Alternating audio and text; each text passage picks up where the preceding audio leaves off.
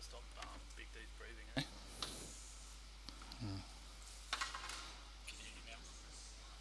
Testing 1 2 3.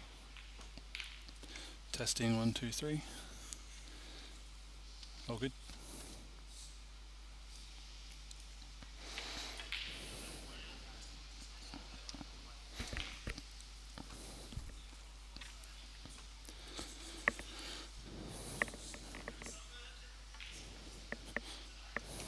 I'll test angles as well then.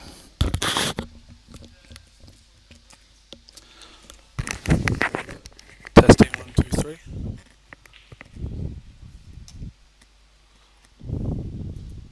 Testing 1 2 3.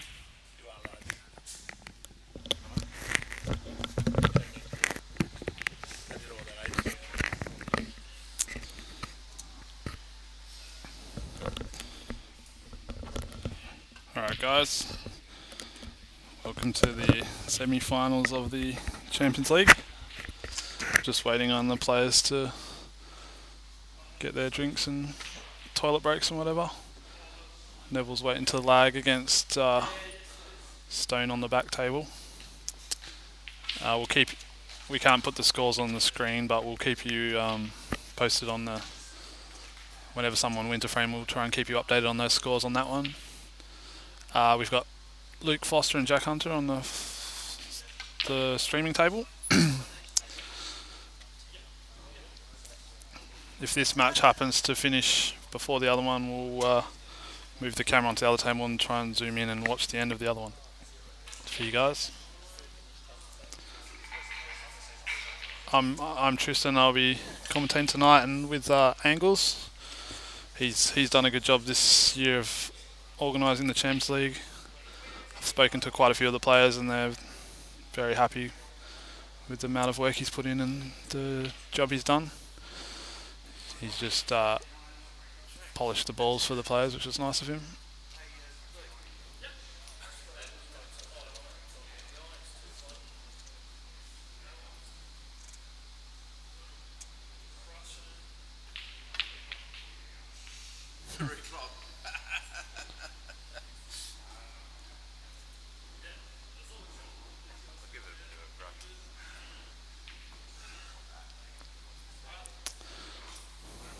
Trevor's adjudicating for us. Always does a really good job adjudicating. It's like very thankful to have these kind people that come adjudicate their matches for us. They do it out of their own time.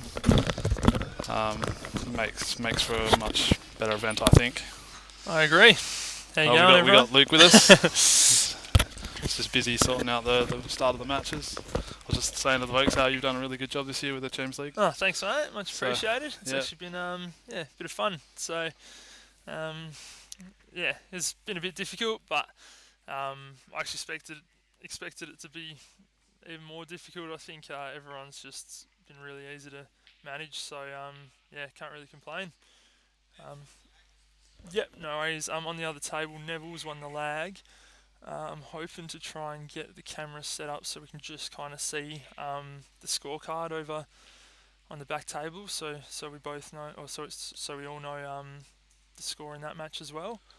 I think it's a bit too dark to do that, so I was telling them we'll just every time I'll keep an eye on it, and every time I see a frame finish, I'll just keep the guys. Keep everyone in the loop. Yep, sounds good. So it's 0-0 at the moment. Yep, easy done.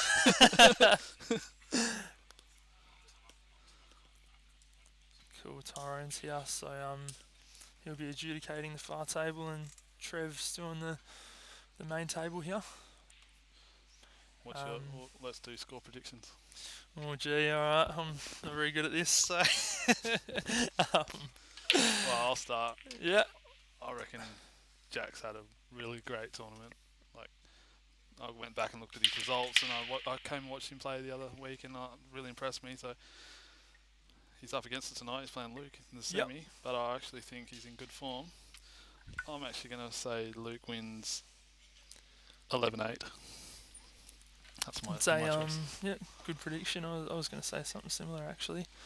I think we'll go with 11-7. Don't want to say it too loud. I don't want him hearing my predictions early, but That's all right. yeah, I would say yeah, very similar score. And then over on the other table, what do you reckon? You can't go wrong with Stone. He's looking real good. Oh well, Jack's just showing us all off, just potting 2 balls in the one go. So It's a good start from Jack. yeah, it's a pretty nice break. He's actually he's got one tricky one, just closest to the camera here, in the middle of the table. That's probably his only real problem ball. He can kind of get straight on the one on the right, the bottom right as we look. Yeah, and land on it. Yeah, he was actually trying to get on it now, but he's just gone a bit far. That could work, you know. You could drop that in the middle, still hold for the one in the middle of the rail. Yeah, It's closest to us. it's a bit hard to see the angle. I feel like that white ball's just travelling. It's gonna travel a bit, but we'll see. Looks about 3/4 ball. Yeah, so I feel like that white ball's going towards that yellow on the You could even use the yellow to hold if you wanted to.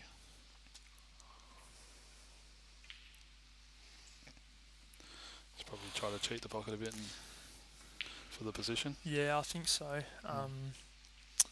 It's not a bad leave though. Yeah, he actually good. hasn't really left anything for Luke. Yeah, I'm just trying to look at a good shot for Luke. I can't really see anything safe. Yeah, it depends. If he can get to that yellow in the middle of the table there, then that's Go for the really pot good out, you for reckon? him. Yeah, it's a tricky out. He's very oh yeah, okay, there you go. Yeah, it's good effort. Good It's effort. not easy to execute that. He was just trying to get that white maybe a couple of inches further up to get behind the yellow there, but yeah. Well, Jack, it's all about getting on this red closest to us. Really. Yeah, definitely. It's Luke Foster's first shot of the whole match, so it's a bit hard to judge pace when you haven't even put your hand on the table yet. You're just dropping in this plant and then having a bit of angle to get down for it after? Or do you clear up the 3 and then go back down for it? Yeah, I'd get onto it. I'd just drop this one in. Oh. Yeah, I would have. It was hard to see the angle as well there, but if A he dead could weight, drop it in. drop it in and then get the second one in and screw back for the one closest to the camera here. But yeah, he obviously can't do that anymore. This is actually pretty tricky, depending on how those two are lined up.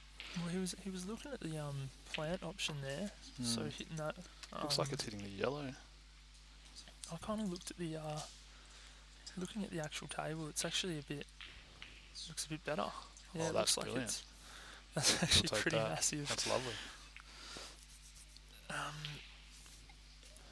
So if I were Luke here, I might be tempted to try and play that plant now into the centre pocket. Oh, really? I just don't know, unless he wants to tap up. I'm playing the dead ball on the right hand side, probably half ball, and leaving the white where he tried to leave the other shot that he played. And that's what he's doing. That's a lovely shot. That's what I was talking about. And that's a great shot. You do have to get it if you go for it, but he's executed that very well. I like leaving those 2 yellows there because you can use one of them to play off the red, and it frees up your yellow. Oh, absolutely. Like you could have done that with like even that one that he hit there. Yeah. That's what I was kind of thinking. You just need to get one in and land on another. But it's obviously played the more conservative way. I like to just kind of go for things. I think Jack's going to put the black up there. It looks like it's not a bad play. Yeah, I think he's actually going for the red. Oh wow! Oh my god, that's pretty. That's a good result. Yeah, that's a very nice result. I think you might have covered a lot of that pocket up now. I think Jack's just going with the strategy of I'm just going to go for it today, and no, don't hold back, don't have any fear, just go for it.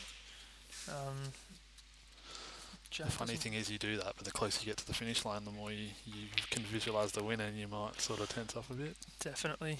Well, that's what I did on the weekend against Dax. It's harder to go for crazy outs when you're closer to the finish line, but I think he's on the right track at this stage. Just kind of going for it. That's a good shot just to leave him on the one over the hole.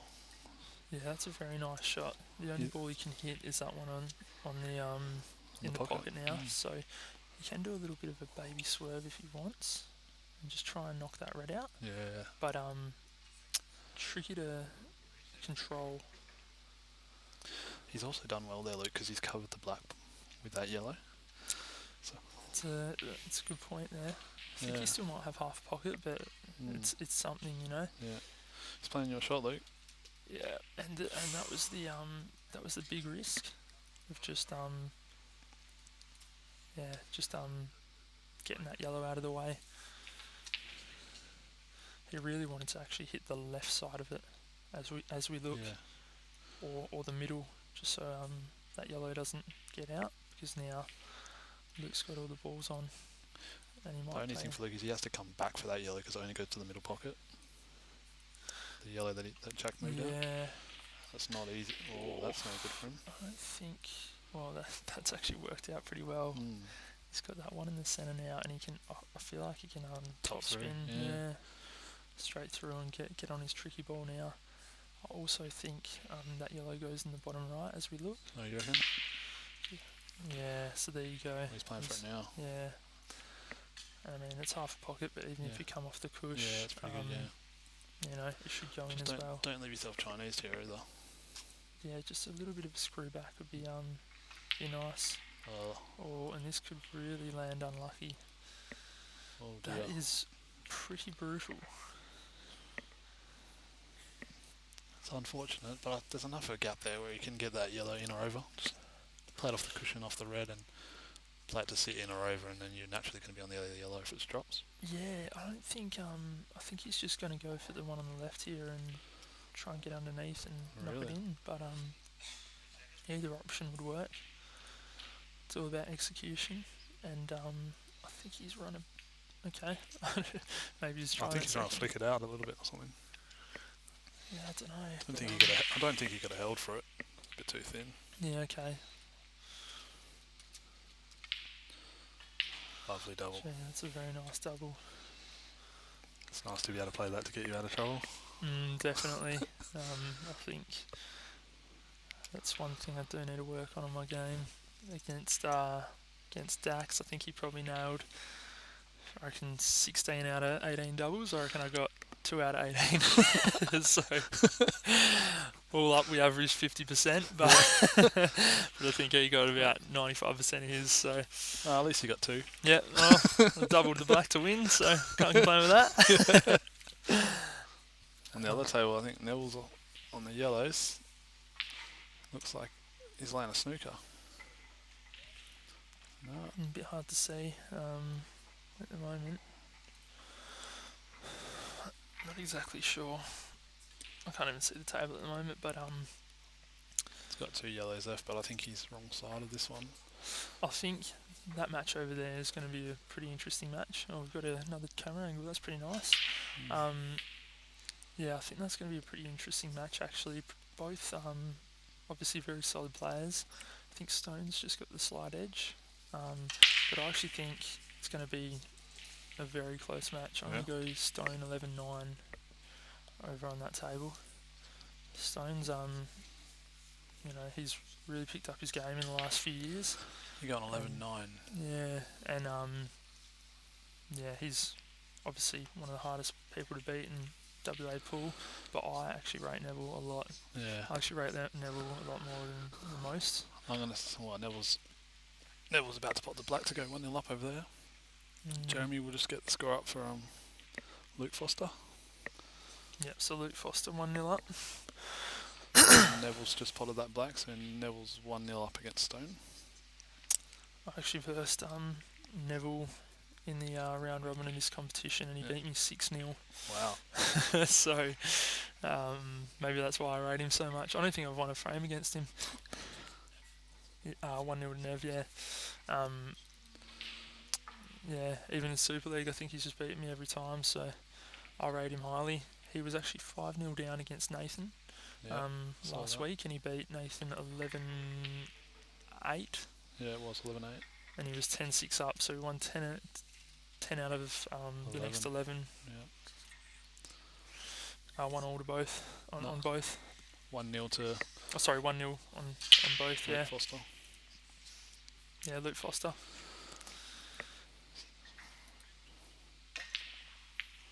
Oh, that'll do. That'll do, Luke. He did have a big pocket there, so Yeah. Still work to do on the yellows. definitely. I guess the starting point is this shot here. If he can Just move the red out of the way or something. over here. Yeah, that's really nice. Yeah. He probably didn't really have a chance of going in, so he's just tried to get it over. I don't think Jacko can put his red, but he can knock him out.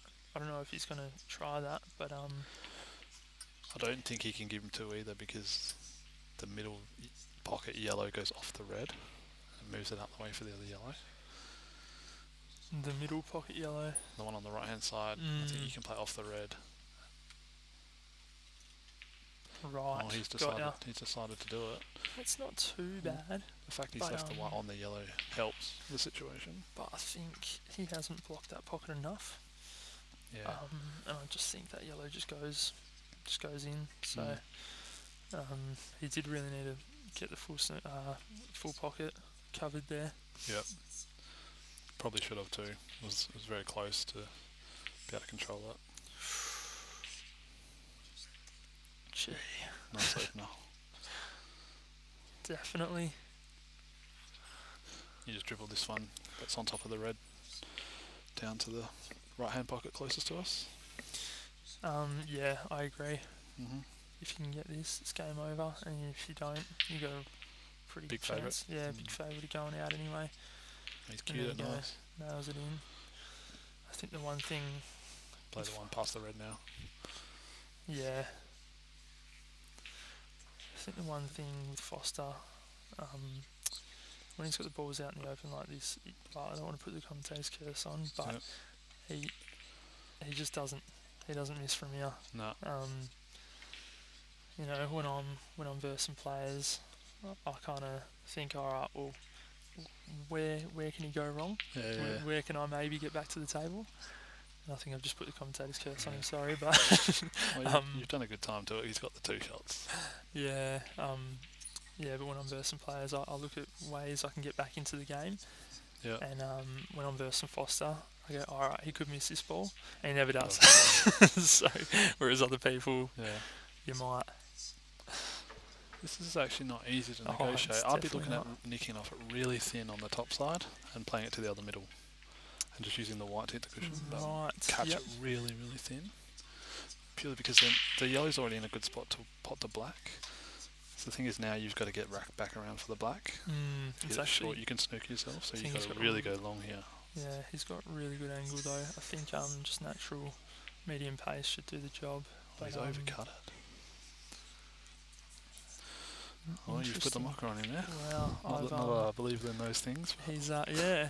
You are a believer, or you're not? I'm not. Oh, I actually am. I'm So not superstitious. okay, I should stop saying these things, but Meanwhile, Stone's cleared up on the other table. and So Stone and Neville's 1-1.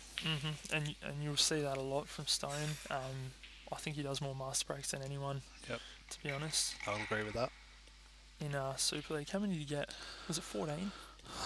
I think it was 7 master breaks and 5 master shots. Right. Pretty impressive. Yeah, it was good. I think I might have got 2 in the whole thing. So 2 or 3. I tended to get a lot of master shots and not many. I think I got only 2 master breaks, I think, and like six master shots. So Yeah, I think I take advantage when people put the white in the middle pocket. yeah, definitely. But yeah, you'll see that a lot from Stone. A lot of his matches go pretty quick when he gets on a bit of a roll and just decides he's just going to pot out every game. So just Jackie, you got to decide what your last red is. I think you play bottom left corner, middle, then bottom left corner. Drift down for the black. I actually think middle now, to be honest. And then one on the rail, closest to the camera. Okay. I like the one closest to the rail for last because the white naturally drifts down. So you want to land the white on the bottom rail for your last shot on the reds. You could go that way, or you could cut up thin because you're always going to be on that line. There's many ways to go about this out. This was a bit pacey. And that wasn't one of them. But this still might actually work. White's going to travel a bit here. Yeah, it's definitely more difficult. It's still possible, but I'm looking at the table. It's quite thin. You might have to go maybe 4 rails. right. It's very thin. And in these situations, yeah, you're kicking yourself because they were all there, and now It was just a bit of adrenaline that made him hit that a bit hard, I think. definitely. He's gone the 4 rails. Oh, that's pretty massive. You'd be happy with that. Yeah, you'd definitely be happy with that. Now, I think you got to overcut this, and you're probably putting the black in the middle, I'd say. Yeah, definitely bring it down. You'd definitely aim for the white to come off both top and bottom rail here. Just drift down. Oof, this could work. It's got a nice little kiss there. You'd probably be happy with that. Yeah, definitely. And I'll tell you now, this is one of the most important shots of the front of the whole match for Jack. He needs to get off to a good start here. Yeah, have to stay with him.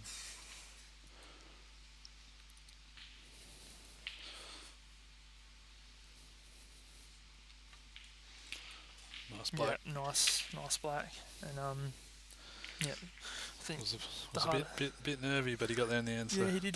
That'll actually be a bit frustrating for Luke Foster. Oh, definitely. Because he was saying that you were looking at your opponent going, oh, he could miss this. And Jack could have missed all 3 of those shots. So yeah, definitely. Luke would have had a bit of hope, but Jack's done well to take those out. And yeah, as I was saying, that's one of the most important frames to win, just that first one. And you want to win it fairly early. Yep. You don't want to give Luke Foster, 2, 3, 4-0 lead, because he will. He's, obviously, front great player anyway, but a very, very good front runner. So, you want to stay hot in his tail early.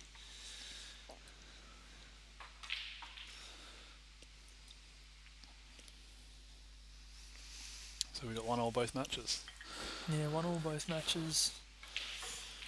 We were both saying that this one might finish a bit quicker than the other, but if Stone keeps going the way he's going, I think he's on another out at the moment.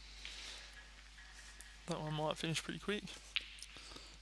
Yeah, the balls are a bit clustered over there. Yeah, I can't fully see. I think he's just got that one yellow down on the left there on the rail. Oh, he's on reds. Sorry. Well, they're all on, but I don't think he's landed very nicely. But we'll stick to the Luke and Jack match for now. Jack's blocking us the view. Oh, don't you hate when the white lands out on the break? You got no shot on. Yeah, you get one off the break and you get rewarded like that. So, do you just stay on the reds and so you've got a colour, or do you try and? Well, yellows are so good. I think that's the biggest issue, and I think that's why. I think he's nominated reds here. So he just wants to get a colour and then play some sort of a safety. Just going for a safe white. Yeah. It's not bad under the circumstances. Like, it wasn't not easy. Not bad, but that red down on the right hand side there, that's always going to be stuffed, and Luke's got all his balls open. Yeah. He can get to this one in the centre as well, so it's just a question of that red if it doubles, if the yellow's in the way or not. I think it does, but I'm not a big doubler, so yeah. I don't like to have those balls there, even if it does double. But nice opener there from Luke. What's that? Nice opener there from Luke. So now yeah, definitely. Just needs to dot these balls out. I'm looking at that middle ball on the right, and I'm deciding what ball I'm going to play after that ball. And I don't think I can just drop it in. I'm actually going to have to play a shot. That's a good point. I didn't actually think of that. So I think you need to decide now what sort of angle you want on it. 100%. You probably want a bit more angle than what you think, so the white can come out to the middle of the table. Yeah. If he can get to the right hand side of the table here, so he's got angle, which is what he's done. That's actually not too bad because he's got a bit of angle. He can play into the rail. Yeah, I feel like he's going to hit that red though, so it is a bit harder to control. But he might just be able to flick off it and come off the rail and land for that yellow in the bottom right corner as we look, just like that. And yeah, you got to be pretty happy with that. This shot is quite important as well. Yeah. Jesus. Yeah, he'll just screw off the side rail and back across. Yeah, exactly like that. It's a nice shot. And he's gonna, if he can land somewhat straight on the middle ball, he can just drop that in and land on the black for the top right pocket. Yeah.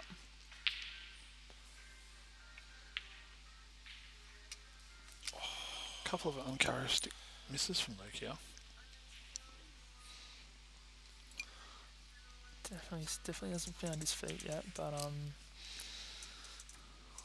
sure he will soon.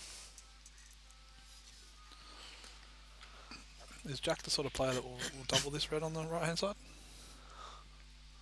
Yeah, I'm actually not too sure, to be honest. Because some players use this bottom left cherry closest to us to try and come off 2 rails and nudge it, and some people will prefer the double. So I think both ways are fine. It's just whichever way you feel comfortable. Yeah, I mean, he's actually on it pretty nicely here, and if he backs himself, he can roll it down the rail, but it is tricky, and these pockets are tight, so you don't want to be going for like a crazy extraction shot and miss it and then end up landing real bad. So I sort of like to play the extraction early, and if I do miss it, have a ball down the table I can land on, and then pot that and come back up for the double. Yeah, if I miss the extraction. I think he's going for it now. The problem is, if he doesn't get it quite right, he could knock it towards the yellow down the top right of the pocket, top right of the table here. So, and if he doesn't get it right as well, he might not land on another red. So it is a tricky shot. It's definitely even at the side of the mat, side of the frame, reds were the hardest just because of that ball. He's done exactly what you said, Luke. Yeah, and that's the that was the issue with it. Very hard to control that shot. Yeah, so he's definitely potting the one in the top left pocket now. It's a question of, do you come back up for the middle and try and land nice on your hard one last, or do you try and screw into the rail and try and nudge it across? Do you know what I mean? Yeah, nudging across is so difficult. Just so difficult to get the pot. But it's also difficult to come off 2 rails and land on a nice angle on that one, on the middle ball to get back down for your top right one. I actually go bottom left here, to be honest. But I don't know. Yeah, he's done what I've done would do, and that's actually not too bad. Oh, I would say he's wrong side of that. So now he's got to come up and down. He's definitely wrong side. He'd actually rather have even more angle than that, so he can come up like the table control and then the pace a bit better. Yeah, now he has to force it in. Yeah, and you got to judge the throw of the white and all this sort of stuff. Exactly. So, this is a difficult shot. It's actually this would be a big test of queuing. It'd be interesting to see if the red goes into the middle pocket, whether it goes through the gap of the black and the yellow, because that could help him out if it does. Because then you can go too far and beyond, you know what I mean? Yeah, good point. Not a bad shot. I think he's on it. If that gap's there, he's on that. He just looked at it then. He looks happy. Yeah, he's not, and Luke's moved out of the way, so I would say it's on. Yeah, I'll say it's on too. And he'll be very happy with that. That shot was such a difficult shot, just because if he went too far to the right, he's knocking that yellow in. Yeah, There's a lot that could have gone wrong there. Or if he nicks the red off thin, it might knock the yellow in too. You know? Definitely. If he hits the red, it might kill the red. So he's come up beautifully there. We'll see.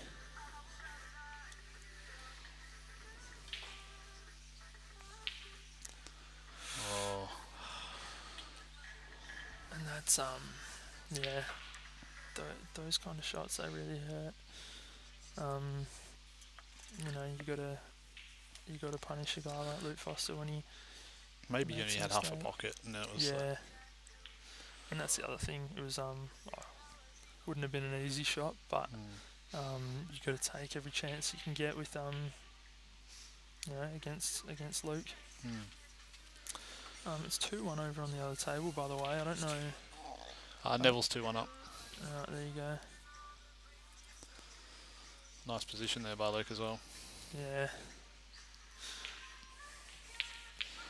2-1 to Luke. Like I said, you won't see him missing too many of those, out in the open outs.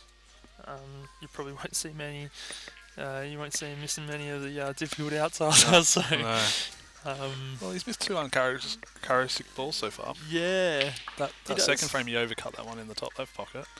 And then that frame there, he looked quite nice on that yellow, to be honest. Yeah, it definitely. All right, just hit the outside draw. So.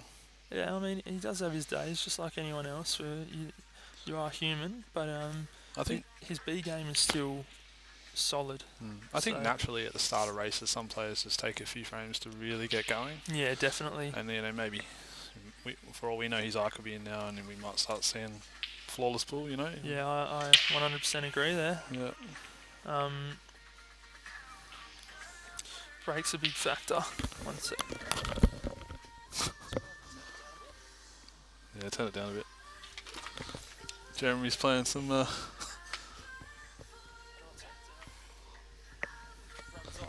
think he's run it through YouTube or something like that.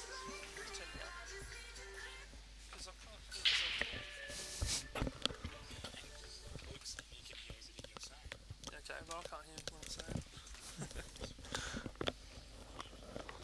Just a little bit. Yeah. That's alright. Keep that volume on there. Yeah, it's all good.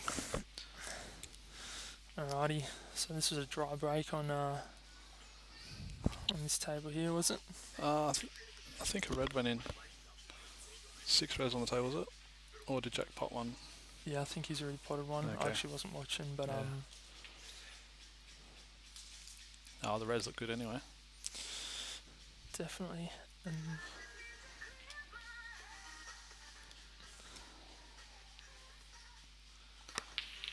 Nice shot, Jack. Yeah, very nice shot there. Very hard to control that. He's landed on the red he wanted to, so it's beautiful. You reckon the one on the left now or the one on the right? I think the one on the left below the 2 yellows, because... I actually like the one on the right and get the white in the exact same spot you got it now. Yeah, okay. And then you can bring the white back down. It's not, perfect. Yeah, it's nice. So, you don't really want to be knocking the one on the left in first, because then the white travels down the table and then you got to get back up the table to get the other one. It's always good if you can just get the balls on one half of the table done and then as a general, I follow that, but the way I'm looking at it, the black doesn't go in the middle pocket, and the red he played was somewhat cherry, I thought. So I might have used that last to come just down the line for the black in the top left corner. For these reds, he's going to have to come around the black again to get it back in the corner. Yeah, that's fair, but I just think getting the white back up for that last ball would have been a bit tricky. Yeah, okay. I mean, both ways would have worked, I would think. He's in a pretty good spot for the yellow, I think. So you're going to play the top right corner, bottom left corner, and then right middle?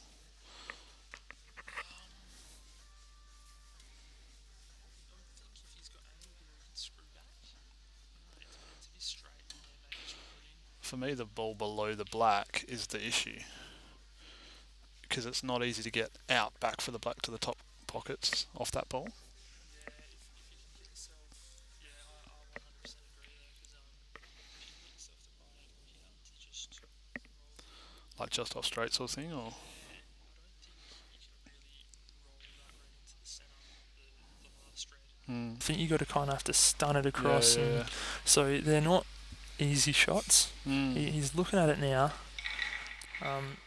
Where he was putting his cue, he kind of wants the white in line with that. He's got angle.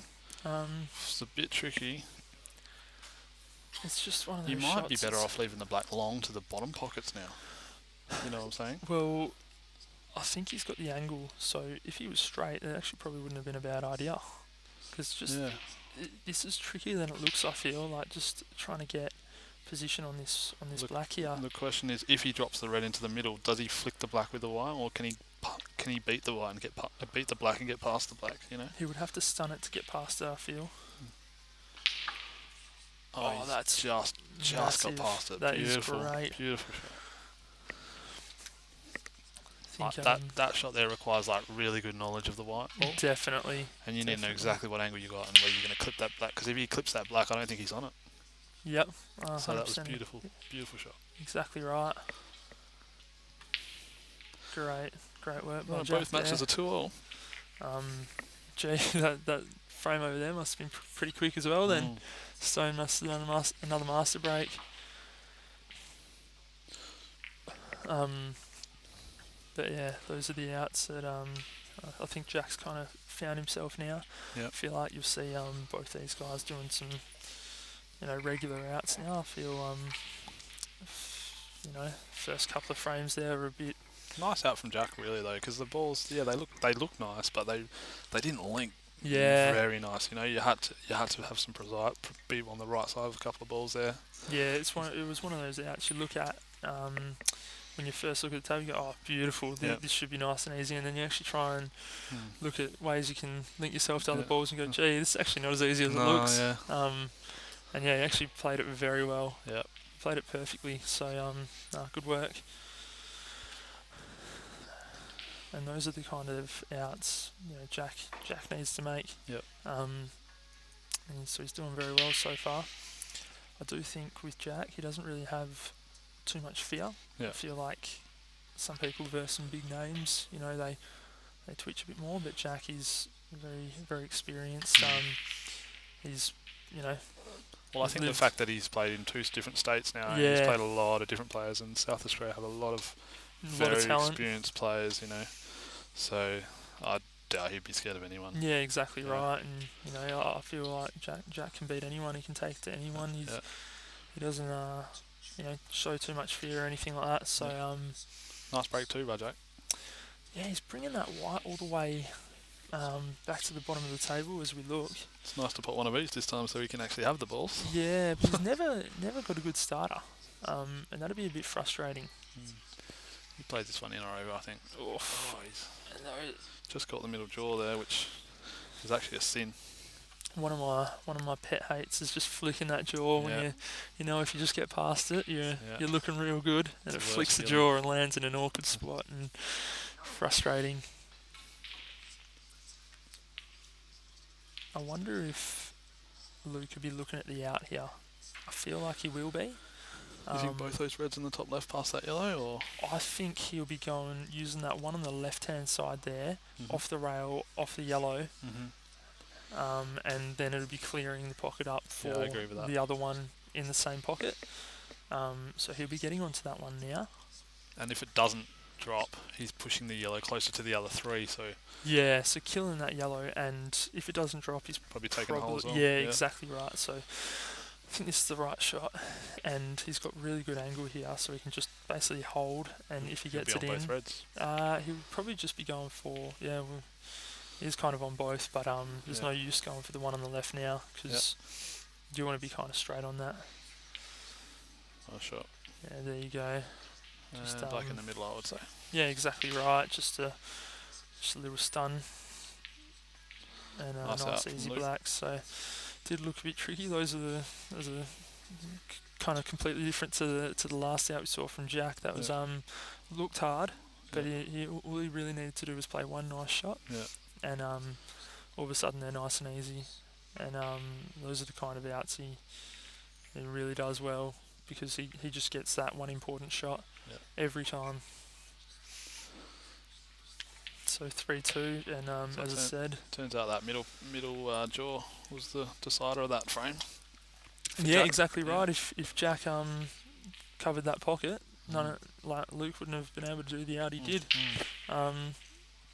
So it's important not to flick that. I find it funny how the yellows were the better balls because he could play that ball in or over, but you just automatically assume that if you miss that ball, it's going to go over the hole. Yeah, very very good point. Like players visualize shots and they think nothing's going to go wrong. So that's the thing. But obviously that you can hit the middle jaw and then you'd leave that, red off the rail, off the yellow in, and then all of a sudden reds are much better than the yellows. Yeah, well that's it. He actually didn't really have a starter on either ball. He's been a bit unlucky on his breaks. He's breaking nice, but he's not getting much of a chance to actually go out. He needs to make a huge pod or something. Yeah. But Luke's broken well here. I think he came up dry the last time. Yeah,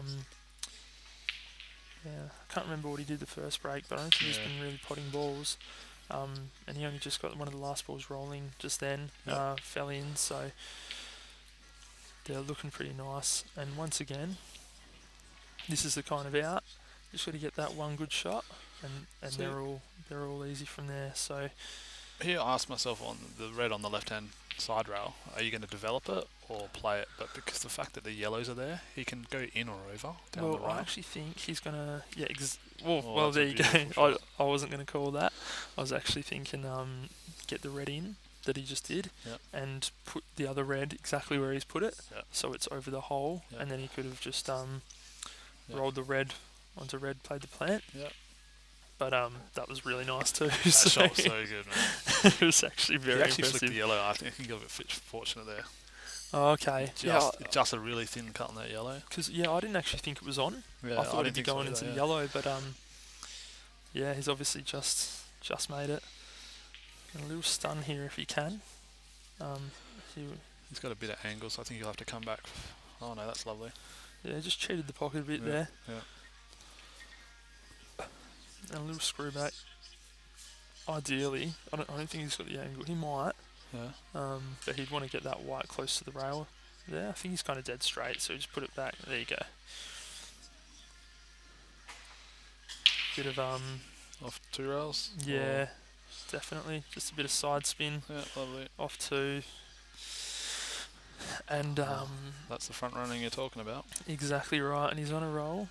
Jack needs to slow him down. And I'm not a big fan of mixing up your own game, but I feel like a tactical battle would be really nice right now, just to slow down the guy that's just run 2 racks in a row. Yep. But we'll see.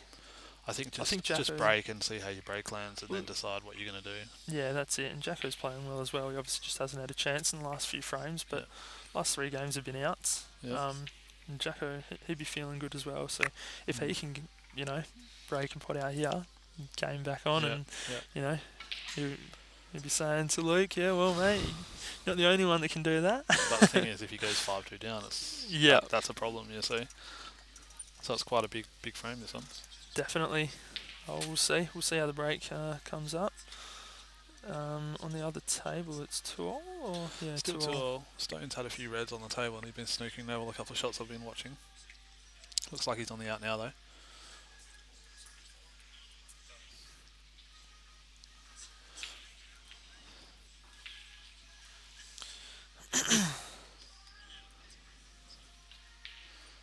And he nailed that red in. Cued it well.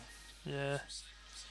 Very good potter, Stone is. So we'll keep you updated on that table. This black's to go 3-2 up. And if it finishes second, if this front table finishes first, we'll try and zoom in on that match. And there you go, Stone's 3-2 up now. How's Jack's break? He's still got his white in this end of the table. However, he has multiple starters. Yes, and he'll be very, very happy with that. And he's going reds. Yeah, 100% he will. And he's getting these. Yeah. Oh, don't do the old commentator curse, mate. Yeah, he just needs to get this one on the left in. An important note is, see these 2 reds on the bottom right as we look? Mm-hmm. It's very important to move the one closest to pocket out of the way, so then the second one becomes on. Yeah. You know what I mean? Because you don't want to have to be going for the plant later on in the frame. Yeah, definitely. So for you guys at home, like whenever you see that, just try and get rid of that one as early as possible, so the other one becomes nice and easy. Yeah, it's important to get the most difficult ones out of the way. To be fair, so there's not many difficult ones here. So he's moving that one, so now it's easy. You see? Yeah, I actually think the hardest ball right now is that one in the very middle of the table. I agree, because once again you've got to move that one on the middle pocket. You just want to go if you wanted to play in the middle, but you don't have to. You could even, you can get it in the the top left as we look. Or the bottom left. Or the bottom left. Yeah. Depends where you want to link it in the order. I kind of like it next, just done across under the yellow. Yeah. As I said, get the hard balls out of the way ASAP. and then you can just tap them all in. Well, it even goes bottom right if you want, but it's just, I actually feel like you'll get the one on the right in the middle and just screw back a little bit, and as you said, bottom left. Yeah, bottom left next. Yeah, I'm happy with that. Just got to get that. You want to be pretty straight on it. I think this is the shot. If he gets this right, he's got the frame. Oh, that's pretty awesome. That's even better. That is even I didn't actually know he had that angle. No. But now we can just roll 3 balls in. Beautiful. Yeah, definitely. So yeah, he's just looking at where he wants to put the white. He'll leave that red. I say roll it. I don't think you have to do anything. Just roll it in. Yeah, just stun it in. Yeah, that's good. Yeah, just didn't want to be hampered by that yellow. So. And I think the black's pretty easy into the left middle. So. Just 3 roll-ins. Looks like he's got a bit of angle, but shouldn't be an issue. He doesn't want to roll too close to that red though. Well, you don't want a touching ball, but anything else is fine, I'd say. Yeah, that's nicely held. And this is just proving to you guys at home that there's no such thing as a commentator's curse. You never know, mate. Jack Hunter doesn't let you down. That's it. You just roll these in, eh? Put a bit of right on it, or just roll it in? No spin. You just cut it whatever way you want to get the one on the right line. The only thing that could go, well, there's actually 2 things that could go wrong. You could overhit it, or fall behind the yellow. He has overhit it a bit. Yeah, still fine. Spot, but you should get it. It's not in off, so whichever way you play it, you're fine. These are the kind of shots, like, if you got given this after Luke missed, you'd knock it in every day of the week. Yeah. But because you feel like you should be on it a lot better, this is so much harder. This is where Jack's experience will come in. He'll just knock this in.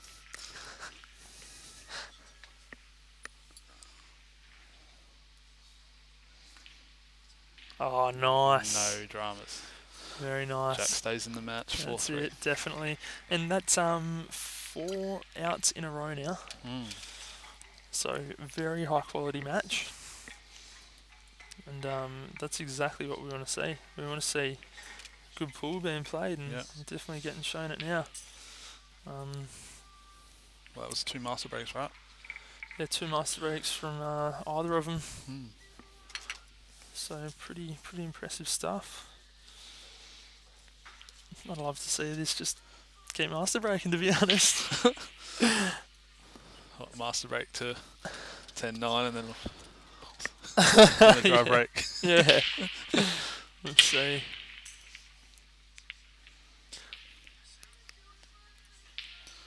So, Luke, you haven't got your wish because Luke's come up dry.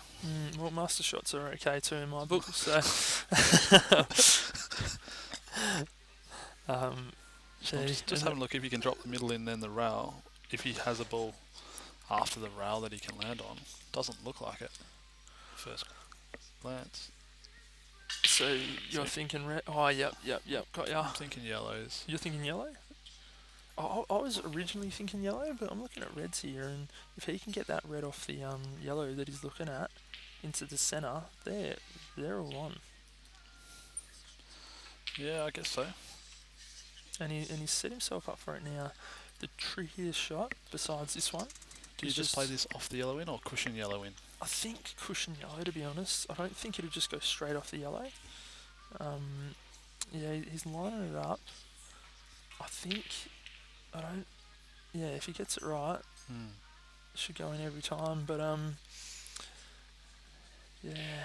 it's kind of hard to see how difficult Looks like he's it going is. cushion yellow in. He's called it too thick. Yeah, they're so difficult to judge. None of us practice those shots, so pretty rare that you got to do those kind of shots. But they're good shots to know though, because they can move one of your opponent's balls away from the pocket. Yeah, well that's it.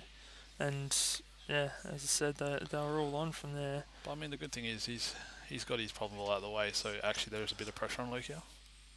Yeah, that's it. And yellows are a bit more difficult. Just similar to the other. It was a very unexpected missing from Luke. I wonder if it rolled or if he just missed it. He was kind of looking at the table. I'm not sure if it just rolled off a bit. I'm not too sure there, but He's shaking his head. yeah. But even if he missed it, he would have shaken his head Yeah, anyway. So it's a bit hard to tell.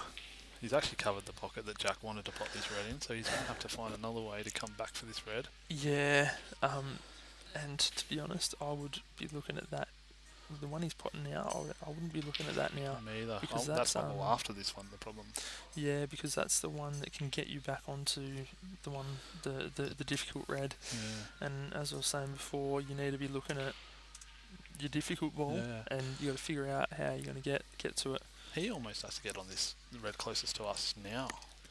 He's looking at the it, gap and, between these yellows, and that might have been his plan all along. So it's not a bad idea either, but it's very difficult to get position. You need to have perfect angle on your shot, which it looks like he does. Yeah.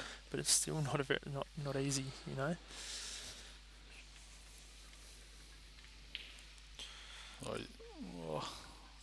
He's pretty happy. I'd take that. Yeah.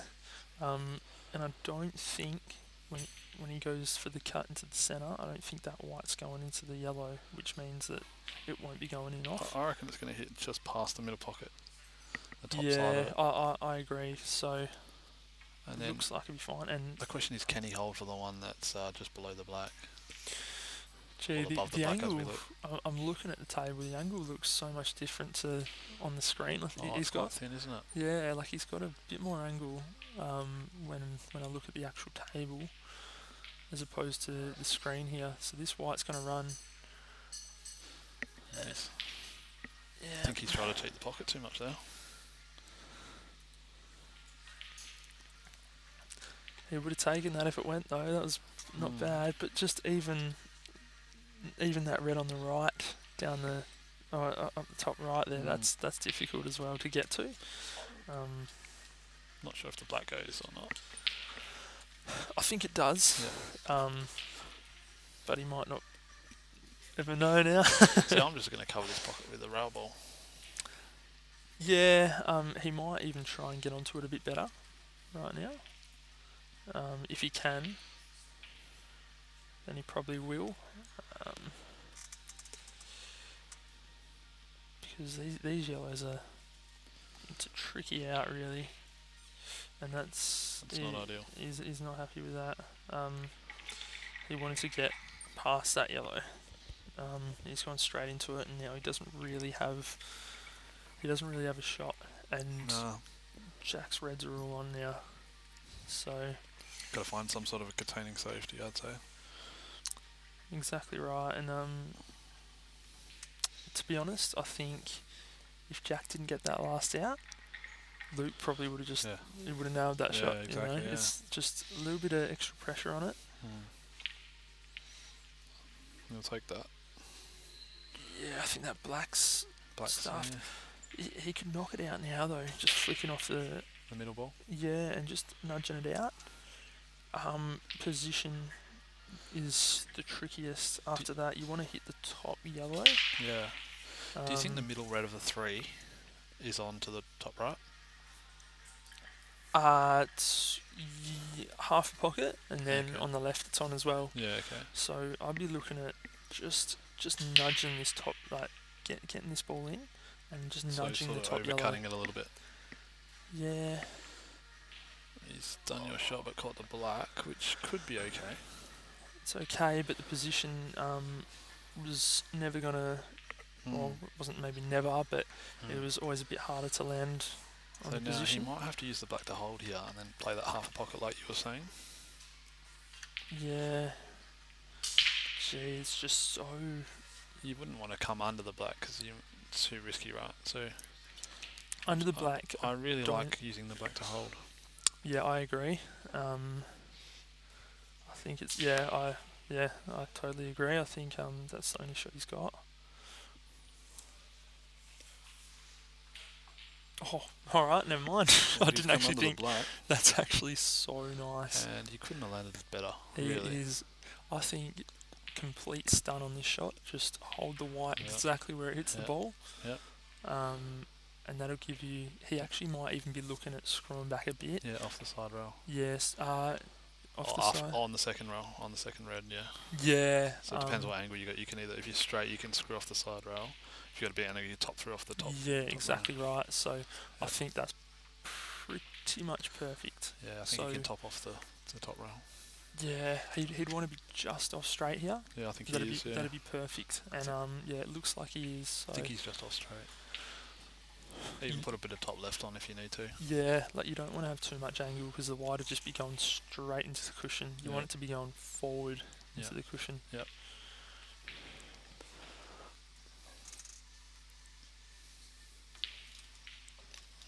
Oh, it needs to hit that cush, and it does. That's good. And Good that's shot, a very nice shot.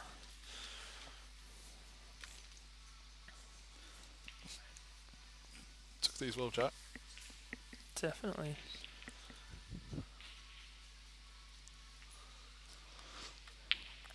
And that's a very nice shot.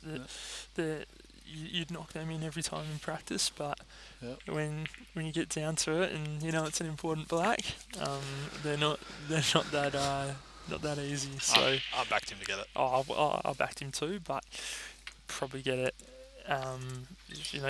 20% more likely to miss than if it was in practice, where you're just going to knock it in every time. So still got to get him.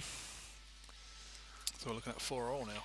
4-all, very fast match, and it's still 3-2 over there. I'm pretty sure. 3-all, 3-all now. So on the other table, so that's actually going pretty quick too. I don't know how long these matches have been going for, but they started probably 7:40, so 50 minutes. 50 minutes, you reckon? Yeah. Okay. Thought it would be a bit shorter than that because there's been a lot of outs. Yeah.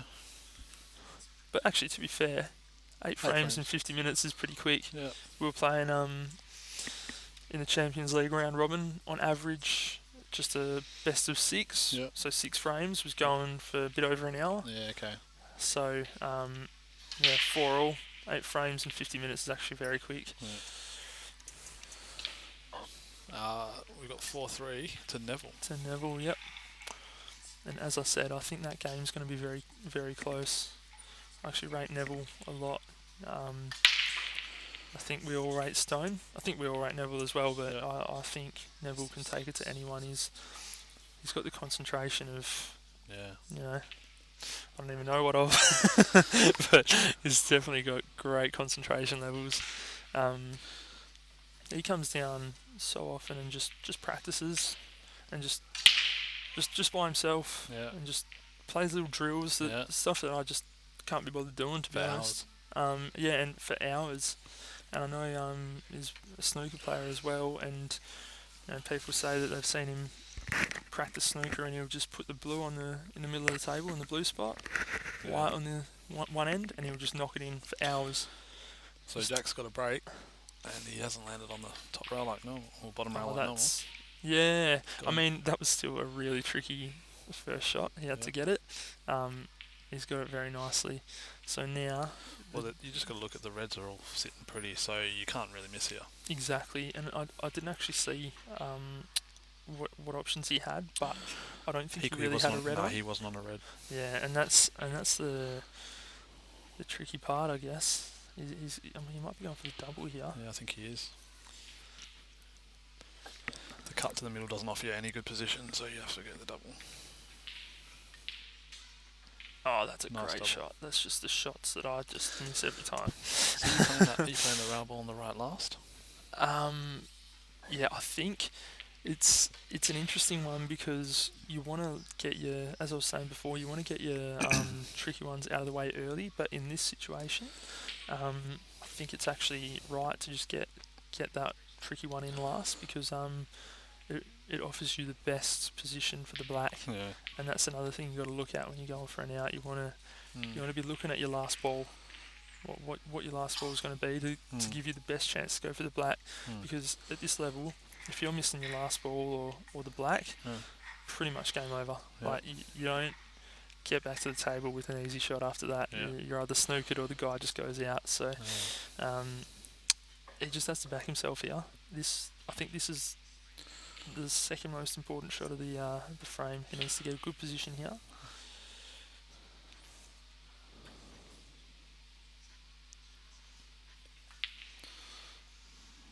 It's not ideal. He can cut it in though. Like, I think you've got no choice, but you've got to actually go for a develop here. I think you've got to hit it up the bum a little bit, you know? So you're thinking just past the black here, cut it in and then get the white past the black? I feel like it's going straight into the black. No, I think you're missing the black. Yeah. You overcut it and cheat the pocket. Then you hit the top rail, and I reckon you can catch that red the yellow pretty full on the right rail. Yeah, we'll see. Oh, Like wow. Something like that. The thing is that white was going to be very hard to get position. Yeah. Ideally, if you got a bit less of that yellow, the white's going to come up. Rusty plays these shots really well. You'll cut this in the middle and come off 3 rails and land back for the other middle. Gee, I think you can just miss the reds, you know. And it's quite a natural line. It is. Just put a little bit of screw on it, and I reckon that's going to come nice. A little bit of screw, you reckon? I think he might be going for the top. He's going top pocket. Yeah. You're going to get right into this then. Yeah, he's kind of jabbed at it, and yeah, it's just one of those ones. If you get it, you've got the frame. And if not, you've more than likely lost it. But you never know. Trickiest ball for Luke's that one on the left-hand side there next to the yellow. Yeah. But I feel like he'll be able to get onto it nice and easy. These are the kinds of things when I think he's looking at developing it now. There you go. Because you land on the top ball to the right pocket. The top right. Yeah. Well, yeah. There you go. Well, as I was saying, like earlier, when I'm versing opponents, these are the kind of things I look at. I go, well, he could go wrong over here. Yeah. And as I was saying, Luke never goes wrong, and look at that. Beautiful. So it is pretty frustrating as an opponent when you kind of just hoping for a mistake and it just never comes. He's a bit unfortunate here because he's only just off straight, so he's really going to power this in to get white back up table. I actually think he's got a bit more angle, to be honest. I don't think it's ideal, but yeah, there you go. Yeah, that's not bad. His medicine. Yeah, that's not bad. Yeah, exactly right. He knows he'll get this pot most of the time anyway, so he's not going to try too much with the white. Yeah, I think that's what a lot of players, I think they try and do a bit too much. Yeah. It's not really. You don't need to make it that difficult. Yeah. And there you go. Just a little screw back for the black. Past the black, top side. Black same pocket? Yeah, it looks like it. And over on the other table, it's 4-all, so they've really... I think Stone just did another master, maybe. I'm not sure, but there you go. Yep. Nice easy black to get it to 5-4. And these are some pretty good matches. I haven't really been watching too much of Stone and Neville, but I feel like a lot of their frames are going pretty quick, which means they must be either masters or... They're potting the black out of turn. Maybe. But it's going pretty bloody quick, so... Yeah. 5-4, Luke. So far, I think Jack's holding up quite well, you know. Oh, definitely. Yeah, he's definitely playing well. He's made a few nice outs. And yeah, just really putting the pressure on, you know. So he's just got to stay at it. Stay at it for now. He hasn't really done too much wrong. Yeah. So yeah, he's just got to stick with it. I feel like Luke's dry here. Yeah, I actually think he's struggling a bit with the brakes. Seems like he's taking a bit of pace off him. He normally crashes them. Probably mixing it up, to be honest, because when nothing's going in for you, you try different strategies. But they're If this splitting black so pluses nice. this red, I like yellows. Yeah, I agree. I don't think it passes, but I I'm could be going to wrong. say I'm going to say it passes. And Jack's taken red, so now I'll change my mind. Yeah, and he wants to try and get either develop or get onto that red that he's going for, and that's pretty nice. Yeah, you'd be happy with that. He wanted another inch or two, but I think he'll take it. Well, the white's coming on a natural line now, so I don't mind being a bit thin on this. Yeah, I think he'll be going straight into that yellow with the white when he cuts the red in, which actually isn't too bad. At least you're not going into the ones near the pocket. I think he's going to hit this yellow on the right-hand side at the bottom of the three yellows. Okay. The middle. Or the middle one of the three. Oh, that's... Oh, we don't know about this one. That's actually pretty unlucky because I don't think he's really on a ball now. Maybe the middle red of the three onto the one next to the black. That's all I can see. Yeah, but then if you so you're thinking plant. Yeah, plant. But if you don't get it right and that black's on and all the yellows are on, I'm just thinking drop it in and then hopefully the red stays over the hole so the black's not available to that pocket. yeah. Like, what would you play here? Haven't figured it out yet. Yeah. Well, you could play the billiard shot if you wanted to. I was looking at that, but and that's the risk. Right. You've just opened up the black now, so and it's actually really unlucky because I think Luke's just got good angle to get this in and screw back and knock the one on the rail. I think he's got to play it off the red to do that. You know what I mean? Yeah, but that works. Yeah, that works, yeah. I mean, the only thing knocking the red, The red might hit a yellow or black could do or something, but yeah. shouldn't do. Oh, look at this. Oh, and that's just so unlucky. Oh, wait. I think he's on it. I think that yellow still goes. Yeah.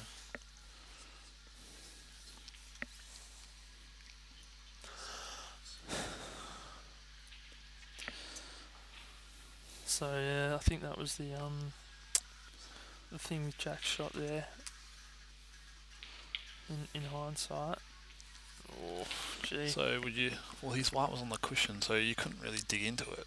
You know what I mean? Yeah. You're talking about Jack's shot, or? Yeah, Jack's shot. I just think maybe even just a little tap and just. Trying to cover the hole. Yeah, or just get make short. sure that. Yeah. That pocket's blocked and you're not, developing anything to leave the black I on, think he's quite unlucky not to be on a red there because Yeah. all these reds are in that half of the table. It's obviously easy to say in hindsight as well. Like Yeah. if he nailed that shot, we wouldn't Yeah. be talking about it. So, Yeah. but yeah, I just thought that was the risk of playing that shot. Well, this is interesting.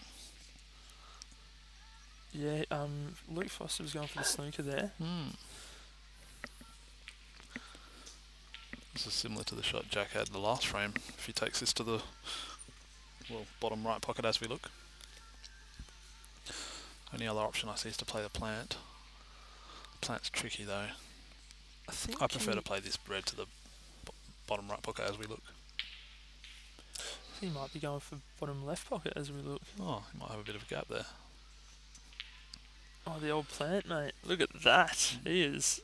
Oh, he's covered the black. That's like you're happy with that, Yeah.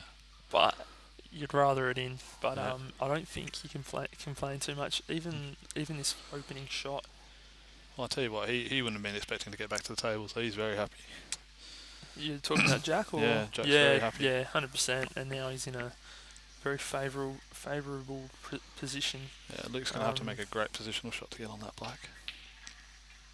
Oh, he's just got it. He was trying to hold for that one on the rail. Yeah. But he couldn't quite get it. So what sort of angle do you want to leave? Obviously this one closest to us, this yellow, is the last ball. Mm-hmm. What sort of angle do you want on that? You want it just to the right of that red in the middle of the table there. So you want it quite straight? You want it just off straight. So you're going to screw above it, are you? just screw across and Yeah. land the white on the left hand side rail, and then knock the black Okay. into the bottom. See, bottom I right like pocket. leaving a half ball angle because then I've got a choice of holding on the red or coming between the black and the red, the red below the black, Mhm. and then I'm in the black bottom right pocket. You see, Yeah. Okay. because your shot, if you're dead straight on that yellow, you've got much less options. You know what I mean? And playing a screw shot, it's not easy to judge an angle off a ball. I find I prefer playing natural line. Yeah. Not a bad idea. You want to be well. Oh, there you Oof. go. He's got it. But you want to be either way. You want to be close to this ball. You don't want to Yeah. be playing them white from all the way down the other end of the table. It's just too hard to control. Well, then the pace is easier to judge with the closer you are to the Yeah, ball. exactly right. So Yeah, so he's going playing my your half way. ball angle. So are we holding on the red for middle pocket, or are we trying to come to the gap? He's looking. I don't think he can really hold for that red and that black in the middle. But yeah, he's looking through the gap there. I feel like. Oh, Tell that's you what. pretty nice. Mickey would be pretty happy with that. That was a nice out to watch.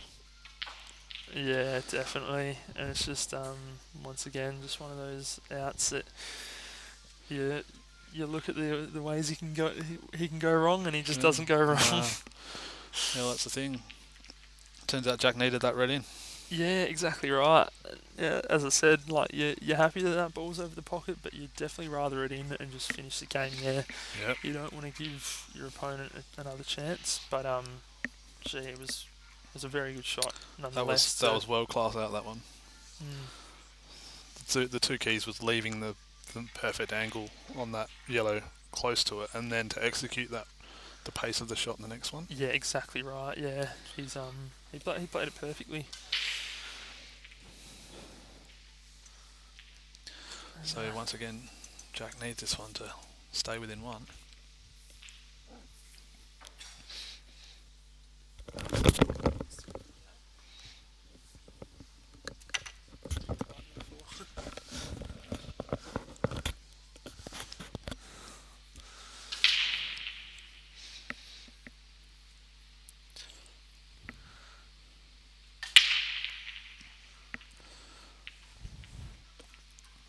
Yeah. Oh dear.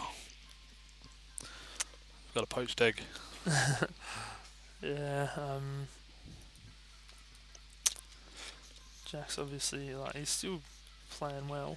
And he's just got to remember that, Yeah. he can't, just because he's 2 frames down doesn't mean he's not playing good pool. Yeah. Just Luke hasn't really given him too many chances. So yeah, he just needs to stick with it. Be interested to know if Luke's on this red to the pocket. Yeah, he's looking at it. It's quite tight. Yeah, it looks like he is. He'd ideally want to be okay. Oh, I think he's done a bit of a swerve shot there. Right. Doesn't offer any positional value though, does it? Well, I think he was actually looking at this red to the top left pocket. Top right, you mean, or top left. Oh, to go, does it? No, I don't know. Maybe not.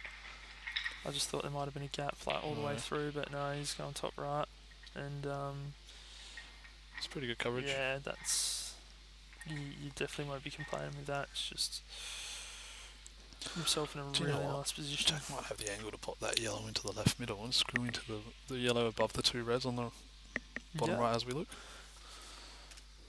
Kind of looks like he's off angle a bit. I feel like he's not straight. He's a bit above it. Yeah. Okay. So he's going to have to give himself another better angle to do that. Yeah, it's well, he could do it with the yellow into the bottom left right now. Yeah, he could. But the thing is, Not sure about that. I think he's just trying to cover this hole. I think. Yeah, and that's not a bad idea, to be honest. You need to tie him up somehow. Yeah. I mean, you can go for it, but If you're going to go for it, it's too tricky. I think you got to double that yellow above the 2 reds and get position. I mean, if he were to go for it, he would have had to go on more aggressive on that first shot. Yeah, I mean, that blocks it, so it's okay. He would have rather it a bit more over the hole, but not bad. I think people have a habit of trying to get it too close to the hole and dropping in. So I think he just wanted to make sure he didn't. I think do you need that. that over the hole though, because Luke can get an angle and he's got a 3-ball target to develop that. And any nudge on that yellow, the reds are going to become on. Yeah. I Or you think could he's just really roll wanted up to block to the plant at that point Yeah. because the plant was on. Yeah. Oh, and look at that. And yes, he should have blocked that pocket. It's some sort of a shot. That is a very impressive shot. He shook his head. So I think he's not on the middle, so he's going to have to take the cherry. yeah, it looks like he is, to be honest, but I don't know, maybe not. Just quickly say that Stone went 5-4 up on that other table. Hoping to get to that match after this one, if possible.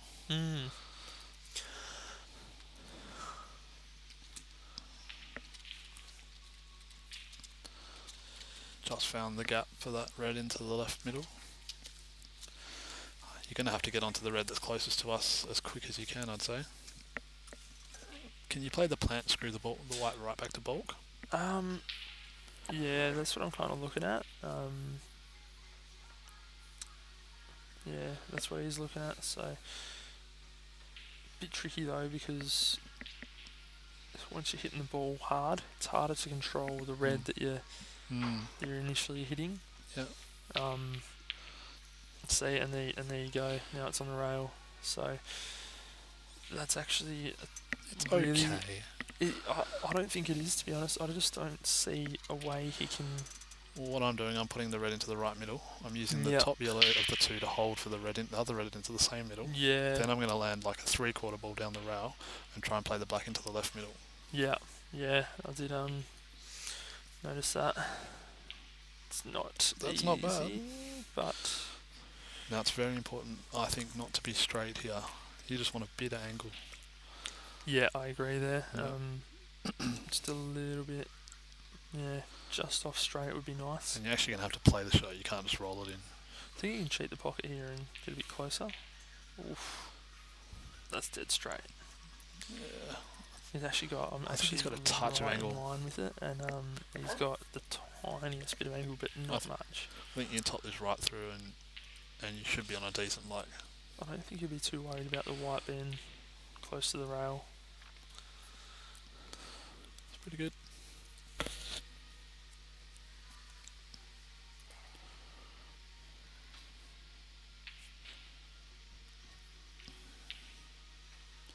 Nice finish from Luke. It's a very nice finish. Another one of those ones that weren't easy. Oh, definitely not, and they hurt when you jack. They do hurt. I think now's a good time for Jack to take a quick break. Yeah, that's And then just resettle his mind or whatever. Yeah, I agree. Speaking of quick breaks, I'm just going to quickly dunk off to the loo.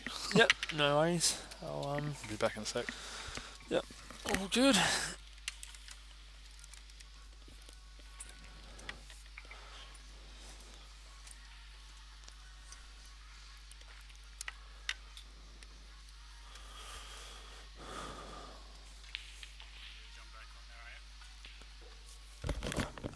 He's coming back in 2 seconds, so all good.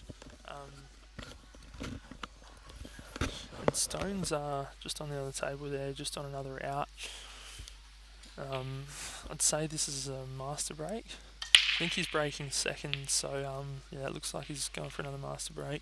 Just needs to double that black in. I think it's a bit harder than it looks. I think he has to cut it a bit finer than what it looks on camera. So not an easy double.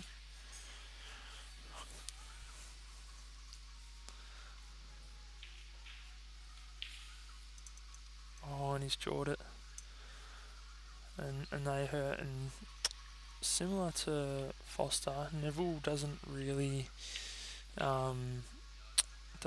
give you a chance at the table when you miss blacks. So I feel like this one will be 5-all. I was going to say in 30 seconds, but Neville takes 30 seconds a shot, so probably 4 minutes. And just on the other table here, we've got Luke on another out.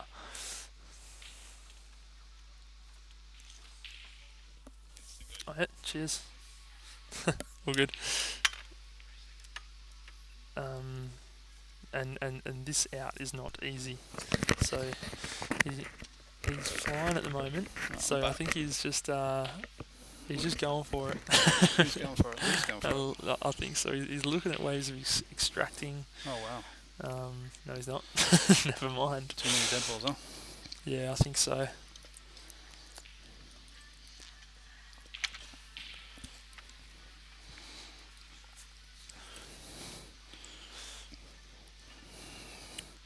Here's a good one for you. The way I see this, Jack should try and move the 3 reds because it gives him 3 more options, and leave the red on top of the yellow on the right hand side, and let Luke sort of deal with that one. So how are you going about this? I'm just going to hit the top cushion rail. as we look at it. Yep. Unless he's on it now, of course. You can actually just must be able to hit this. So you know what? You could extract here and go game.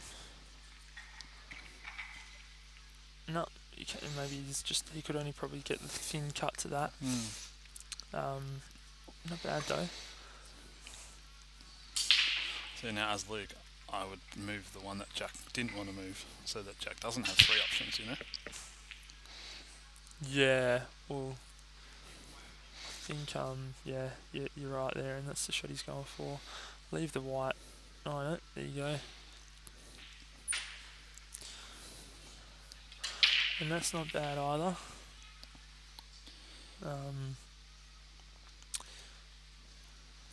I still think that Jack can move the 3 reds off the side rail. I think the thing with that is Luke can fairly easily extract that yellow on the right, and when you're opening up those reds, you're opening up the yellow as well. I disagree with that because Luke only has 2 yellows in open play. Well, 3 after you move the 3 reds, and none of them have a nice angle to move it. You know what I mean? He's opted for the deliberate foul. Yeah, I did think like that. The one, the yellow closest to the top rail there. Yeah. I feel like that's the one you can extract it with just a bit of right hand side if you get the right angle. But off the 2 rails, can't really go wrong. But anyway, I actually don't mind that shot by Jack, and I think that's Luke's first real mistake in. Since about 2-1, to be honest. I think that's the first foul of the match. Unforced foul. I can't remember there being a foul. Yeah, I agree. So.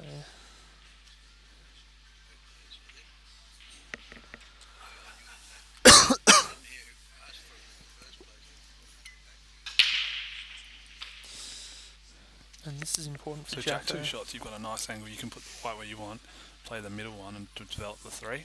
Mm-hmm. And then no matter where they land, you can use one to get back for the other 2.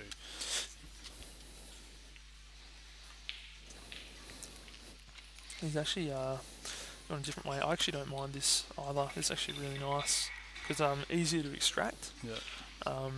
He's got perfect angle just to get the top. The only thing I don't like about this is the red's pushing the red to the right hand side of the table. Whereas on my way, I would be aiming to cannon the yellow in the middle of the 3 reds. And that way, not too hard, and it just opens it up. Yeah, I mean, you're not guaranteed on a ball when you play that shot. But I feel like because I got 2, I don't really need to be on it. I can then just run off something if I need to. Yeah, but similar to this shot, even if. Oh wow, he's not even going for the extraction. Well, I don't mind this, to be honest, because if you don't need to extract, and you're confident with putting them all, then don't bother. Yeah. I think Ron Kelly did this very well. Like I like to just go into him and knock him out. Whereas Ron, if there was a way to go out, he would just go for it. Like he wouldn't need to extract he wouldn't go for the extraction unless he actually had to. But he might actually extract this now. No. I think he thinks it's on to the top to left. To the top left. And actually he probably used that for his last ball. So I really like the way he's gone about this so far. I like it too.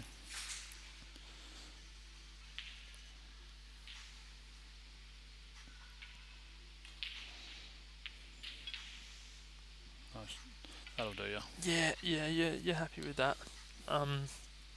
That shot wasn't easy, so It's just important to come in on the right line on your last red. You don't want to be too thin on it. yeah, and I think you'd probably even want to be trying to get the white on that left-hand rail. Yeah, I agree. Yeah, And play 2 rails and be on that and line. 2 rails. I think 2 rails is the best for when you're hitting that ball into the pocket. Come off 2 rails, so the bottom and then the side rail, and then the white's following the same line as the position you want. I don't. I think he's playing off 1 rail now.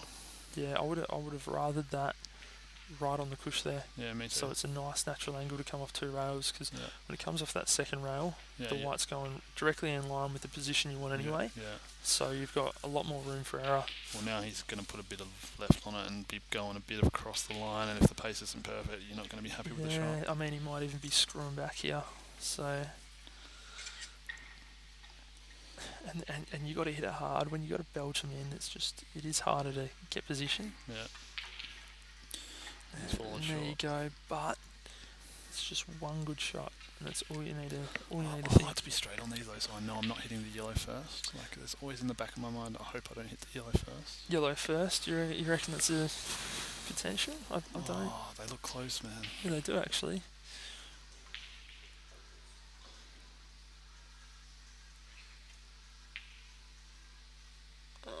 And that's just Well, he actually overcut that, so actually he was fine. Yeah, he was fine, but again, they're not easy shots, those ones, and that's why I liked the white just on the rail there. Yeah. Oof. He's actually played that so nicely. Yeah. Are you going to drop this yellow on the left into the middle, or are you going to play the big pocket top left? I think the black's covering a lot of the lines and leave for the big pocket. Yeah, you got to go centre. So you knock this in, obviously, and then centre. Yep. And then, depending on what angle you have on the last yellow, you can knock the black in. You might even take the left-hand yellow first. Like, you got options here. It offers easier position for the black if you go to the left-hand side first, but I don't think that's too much of an issue. He's dead straight on this.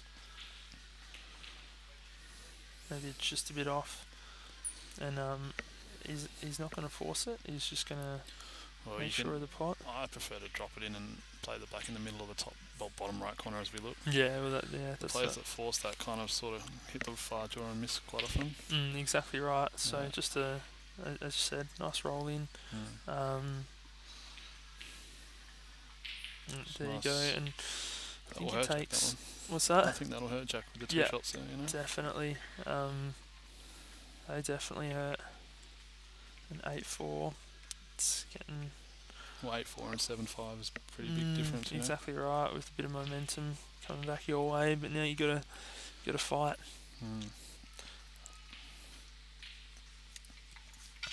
And that's just the thing with Luke. Like, you don't get enough opportunities to be missing. Well, I just think anything. Back to when it was 4-all, so Luke's won the last 4 racks. Yeah, well, there you go. But to be fair, I think 2 of those were master breaks / master visits, and I can't remember what happened the frame before, but I don't think Jack. One was when Jack missed that plant and left over the hole and made that good finish. Oh, with that, yeah, exactly right. So I think Jack's only real mistake was that miss in the corner, but you got to get him. Yeah. It's not easy, but you got to get him. Needs a master break here. Yeah, I agree.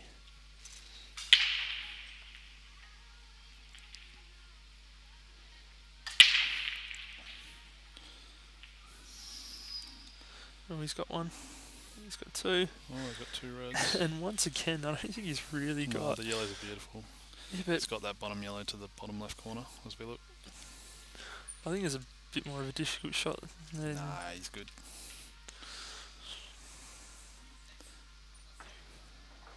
Just looked at it now. I think he's got a bit of angle, to be honest.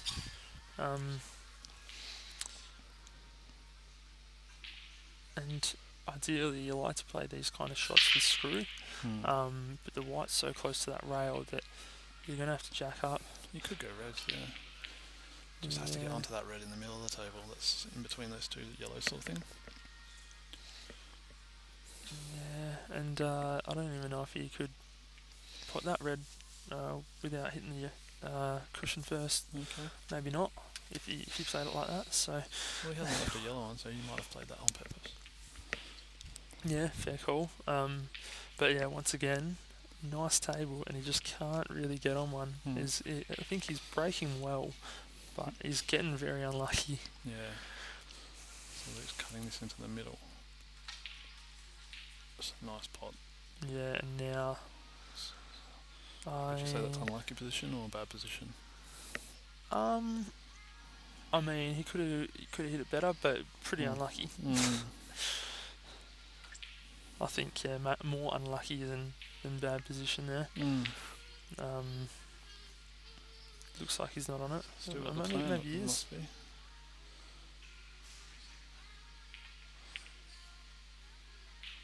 Lovely shot. That opens a couple of doors. Oh, exactly right. And those are the things as well. You think, oh, he might have missed that one, and they just drop every time. The one behind the black has to be the last ball. It's a question of landing on it. Like the white has to move quite a bit distance to get on that ball. Oh yeah, definitely.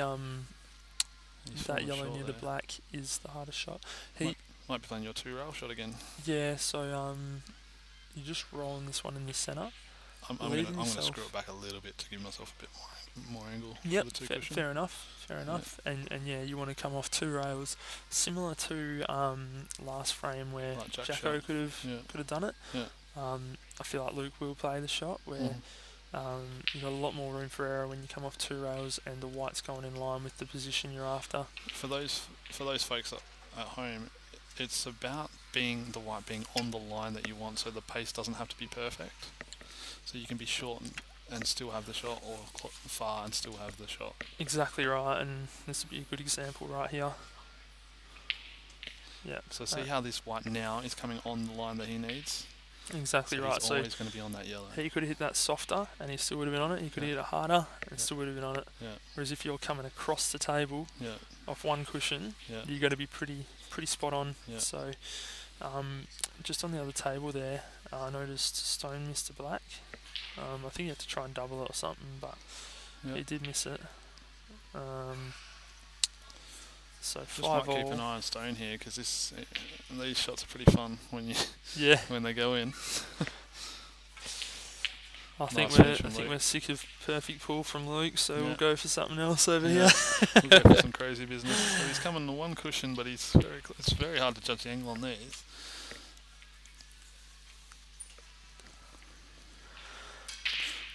Luke happened to get in the way at the wrong time there.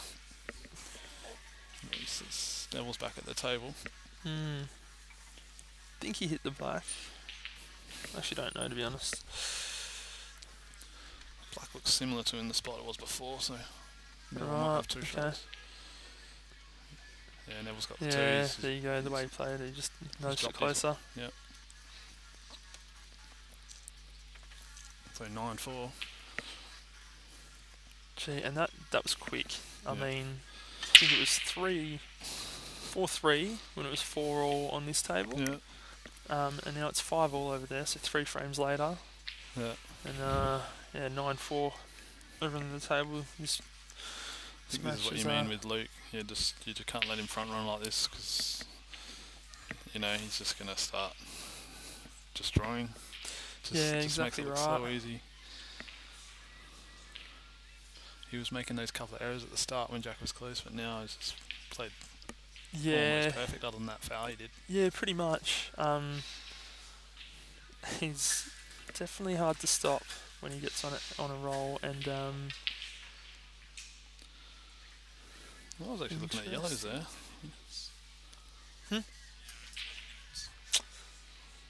Well, this red must go. If it does, I mean, there you go, and he just needs to Well, he needs a nudge on that red on the top He's left, actually- you have to get a good angle, unless he's got it on now. Well, he's perfect on this. He can what he's doing, what he's looking at, screw back onto the side rail and just nudge it, just nudge that red. Or the yellow you could do as well. Look at Oh. that shot is actually very difficult. Just because you have to hit it soft. Yeah. I feel like if you're belting that in, you're going to hit that every day of the week. Well, I noticed he put a bit of right hand side on it, but he didn't quite put enough side to get the reaction. Yeah. Okay. See, right now I'm going to pull out of this and stop going for it. I'm just going to play the red into the yellow, push the other yellow onto the bottom red. Well, Oh my god. and he's just played check side and nudged perfect. However, he's still not on a nice pot. Yeah. He's going to have to play this one long to the bottom right corner.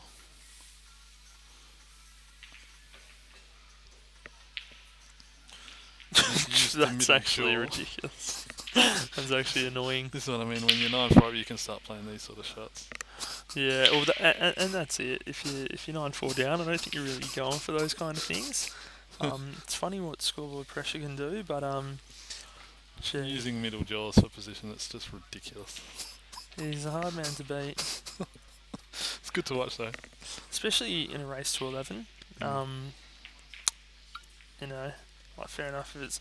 But to be fair, even races to 4. You know, the Pertec Open up in Geraldton, he's won the last 4 or 5 of them, and all of them are just race to 4s. So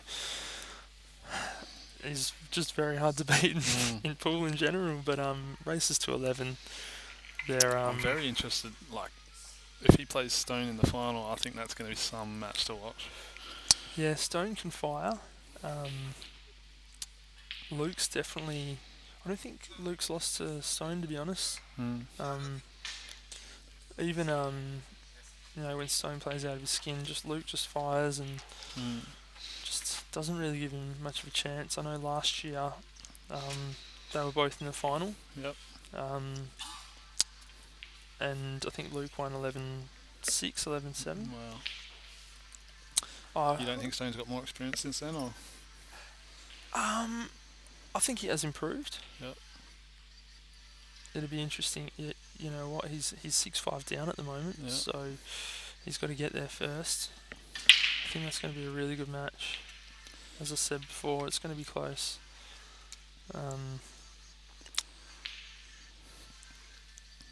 So, Jacko, he's got a nice break this time. Hard to say what colour he's going to go, to be honest. I think I like yellows, if you can get a starter.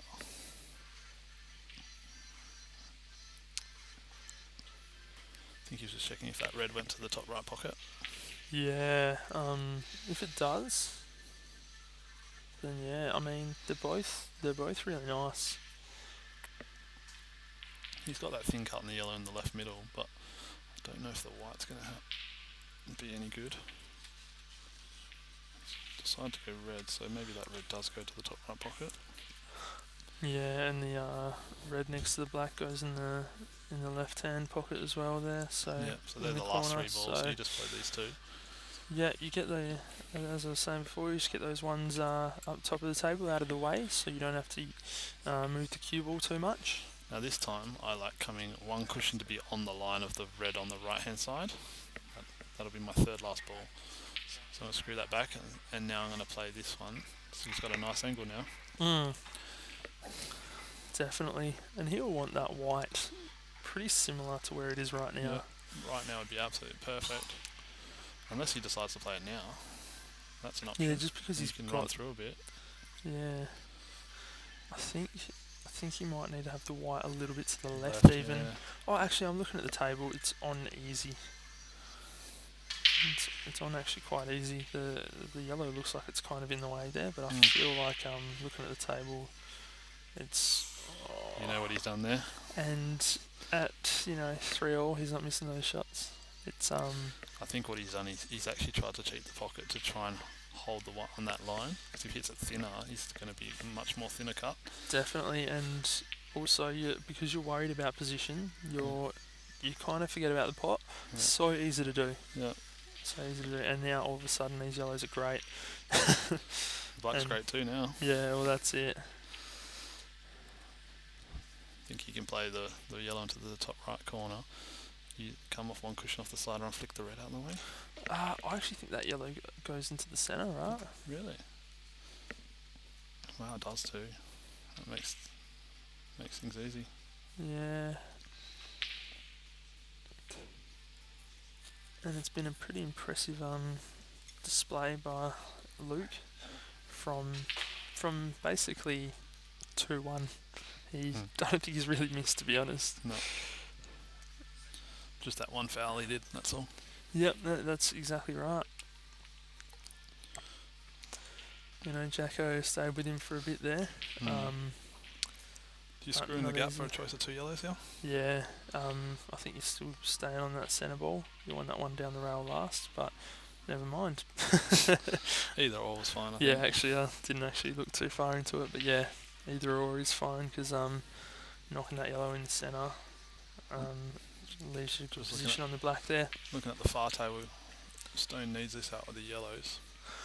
This is a big shot down the rail for Stone, I think. Wow, that is not easy. But he's going to take this match out 11-4. Hard man to stop. We'll see if Jeremy can do his work and get us some zoom in angles on the far table. Well done, Luke. That was very, very good to watch.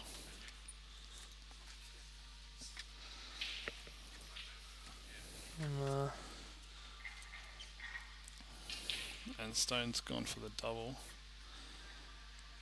Oh, I didn't actually realise there's a red up there as well, so I think Nev's got this one. Neville's looking like going 7-5 up. Awesome work from Jeremy.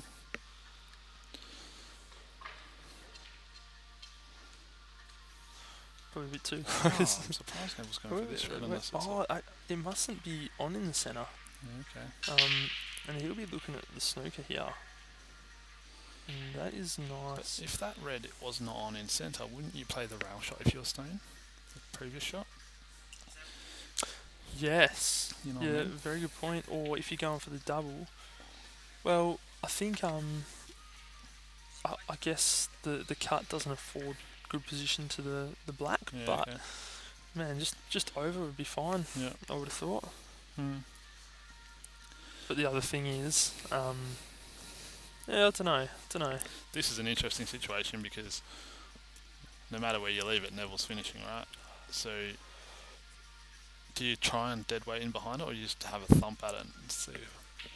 Yeah, it's a good point. If you can cut this, I'm going for it, eh? Yeah, he did go for it.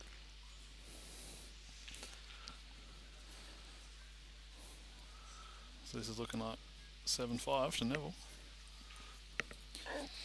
Yep, definitely. And there's definitely no commentator's curse here. I think that's going to be an obvious one. And there's no commentator's curse. Neville doesn't miss these ones.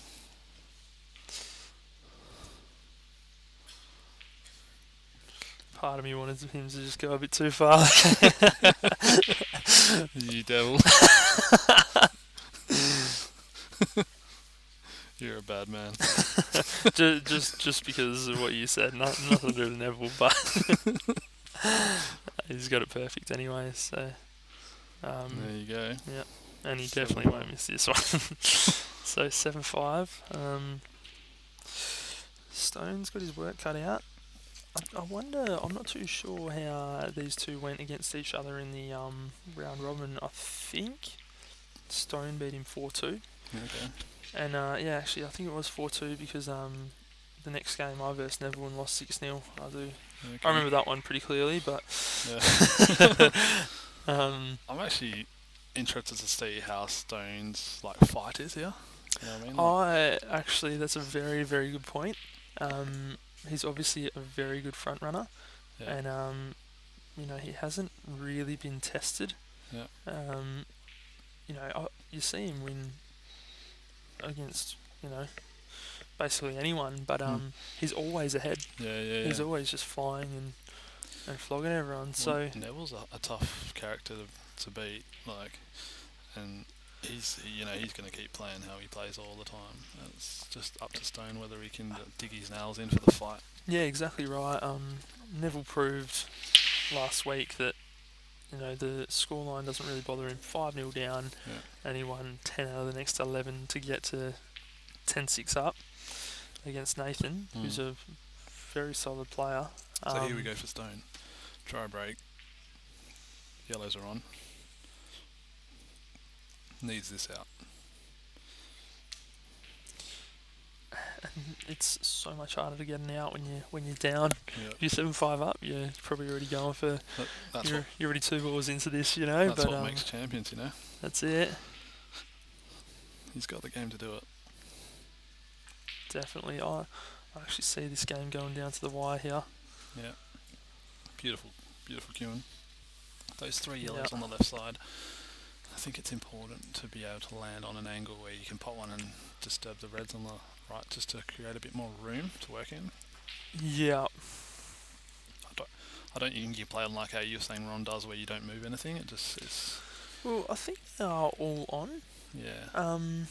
Because I think that yellow, the third one over on the left there. Yep. So the third one. The left away. No, the one that's third away from the cushion, if that makes sense. Oh, the inside yellow. Yeah. I think that goes in the top right. Yeah, okay. But the thing I don't like, your other yellow that's by itself, it's hard to link that into your out. See what I mean? Whereas if I'm getting a cannon on those 2 reds, I can always land on it to the middle. Yeah, I mean, he's looking at it. Obviously, So you're going middle of the 3, back up for this one, leaving yourself straight on the one on the left, and then you're going to drop in onto the... Yeah. You were saying last ball, right? Yeah, not a bad idea, but gee, that's so tricky. Yeah, it's pinpoint position for like 3 different shots. Yeah, I mean, you got to get this one. Hmm. I mean, this isn't an easy pot.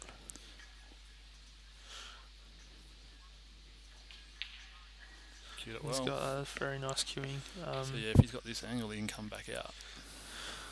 Yeah, but you're tracking away. You're tracking towards the camera.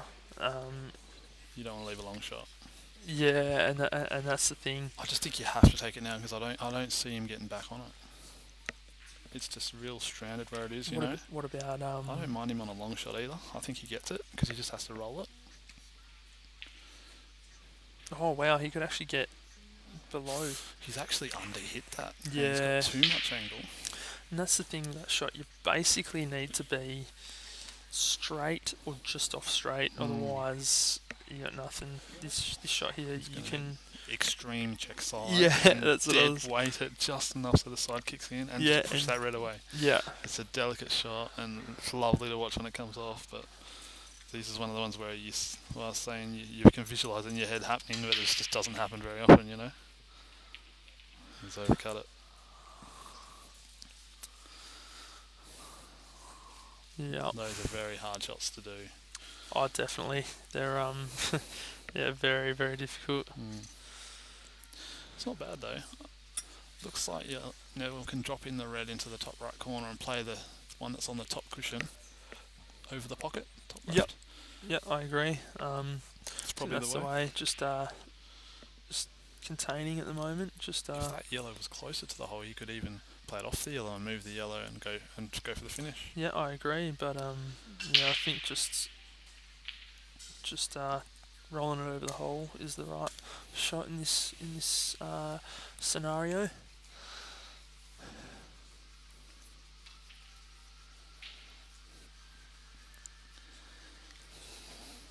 It's one of those ones where you don't want to try and go for the cover and it fall in at dead weight speed, and then you're in worse spot than what you were.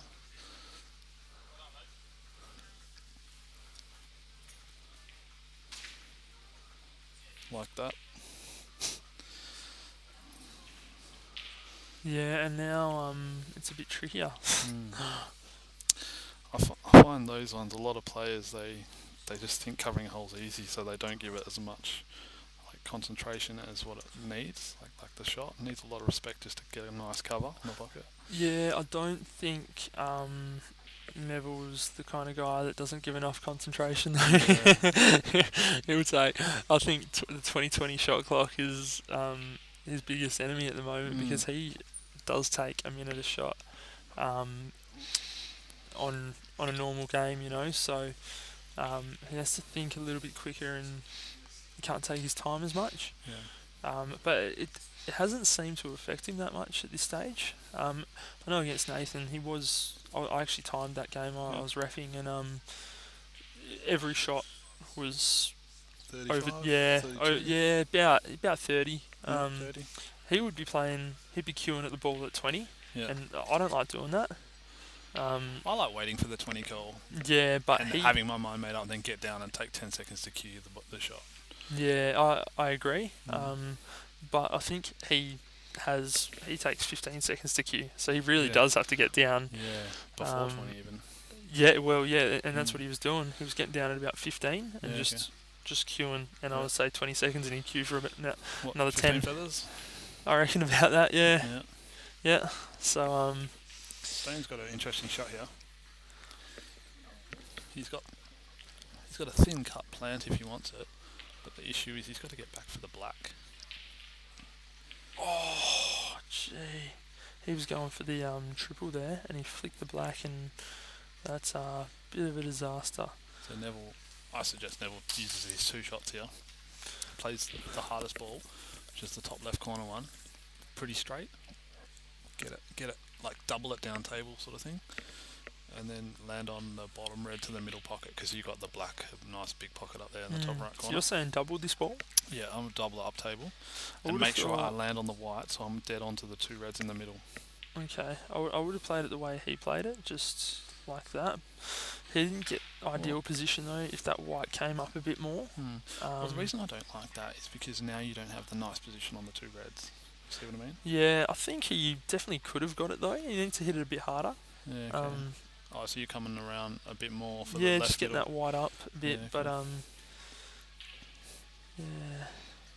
But we'll see how he goes about it. I think he can still. And that's not ideal. Well, I think he's on that. Yeah, he's one to actually show a bit of emotion. So if he snooked himself there, he would be shaking his head, and he wasn't there. So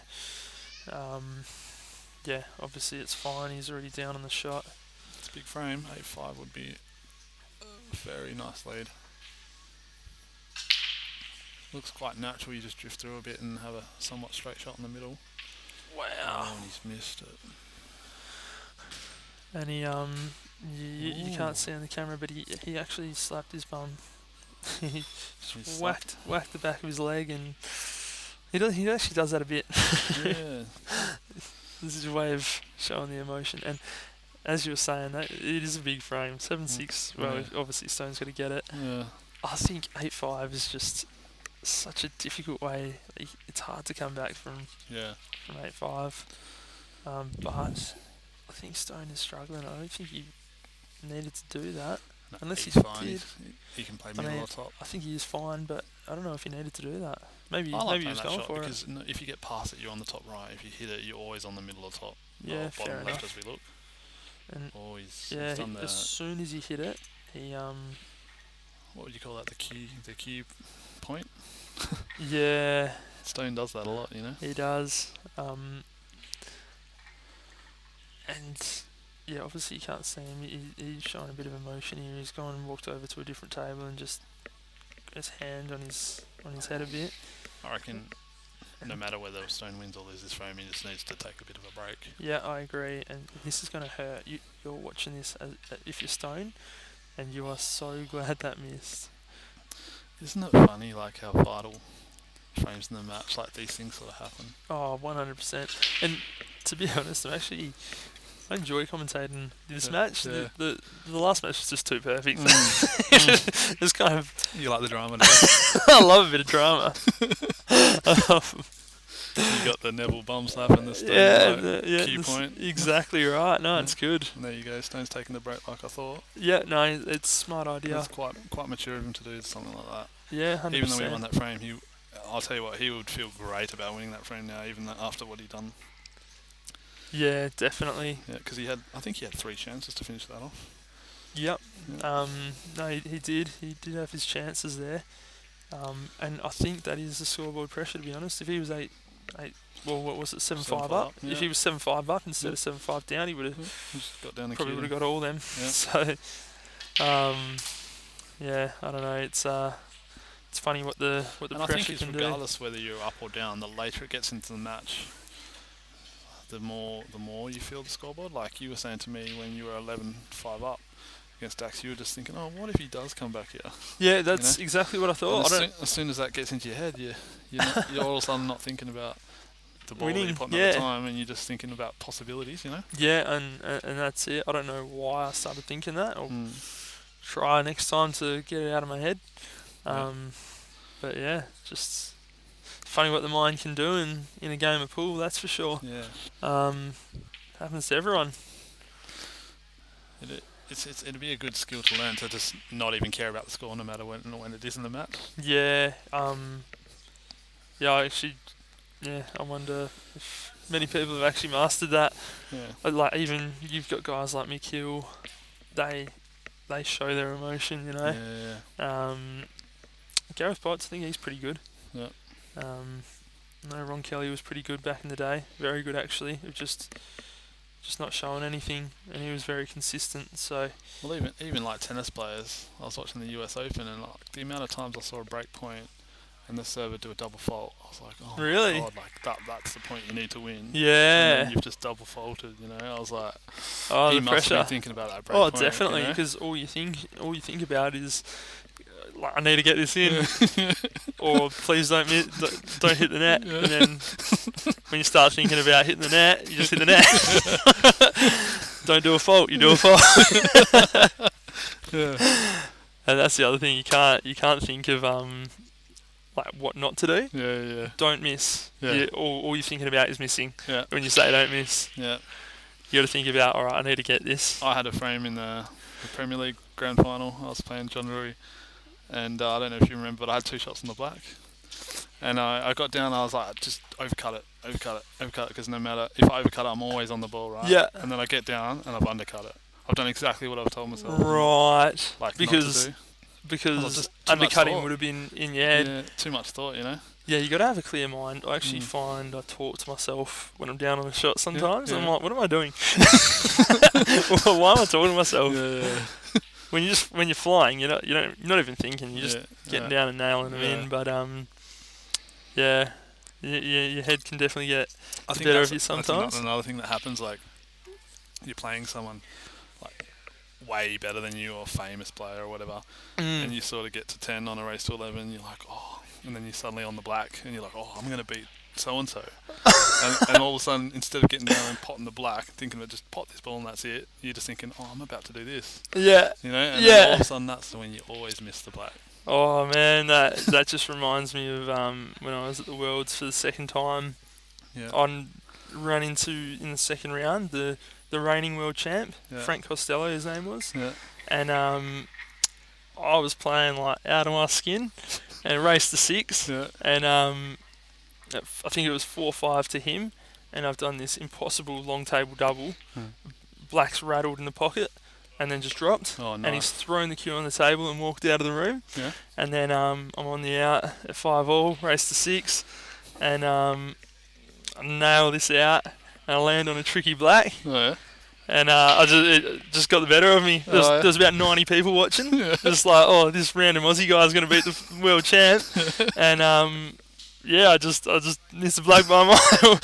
And you were thinking about how many people were watching? No, I was more thinking of, oh my God, I'm going to beat the world champ. I don't reckon I've shaken that much before in a game of pool. My hand was just uncontrollable. Yeah. And Luke Foster and all, everyone was watching, and they reckon I did a Freddie Flintstone. I just jumped up in the air and ran when I missed the black. It was the funniest thing he's ever seen. I didn't find it too funny, but I remember that. And then I'll remember that for the rest of my life. And then he went on to win the world title again. Oh no! So I should have knocked him out, and I didn't. Yeah, it's funny. Those sort of things happen to everyone, eh? Yeah, and if it was against anyone else, I probably would have just nailed that black. But yeah. Oh well, what can you do? Still annoyed about it.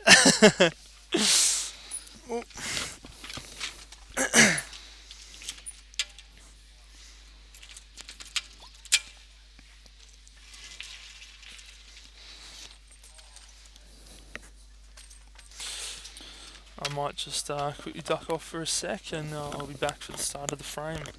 No worries, buddy.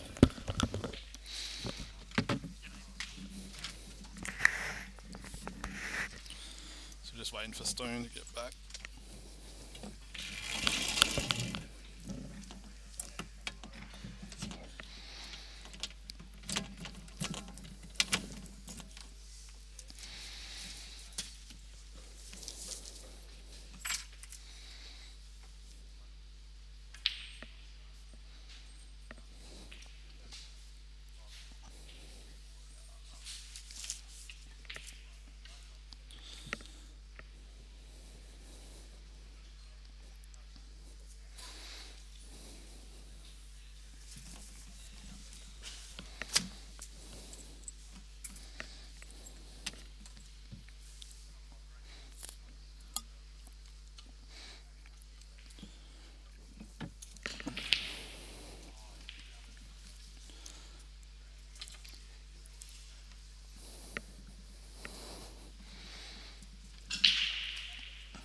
So I think it's Stone's break,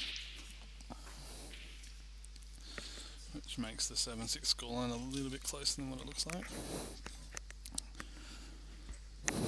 It's always nice to be breaking when you're down by one.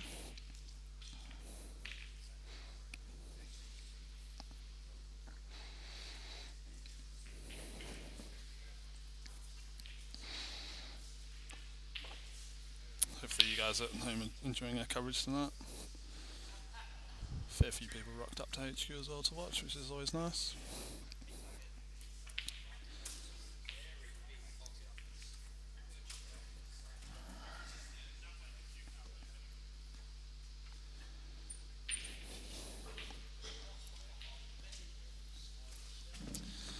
So Stone about to break 7-6 down.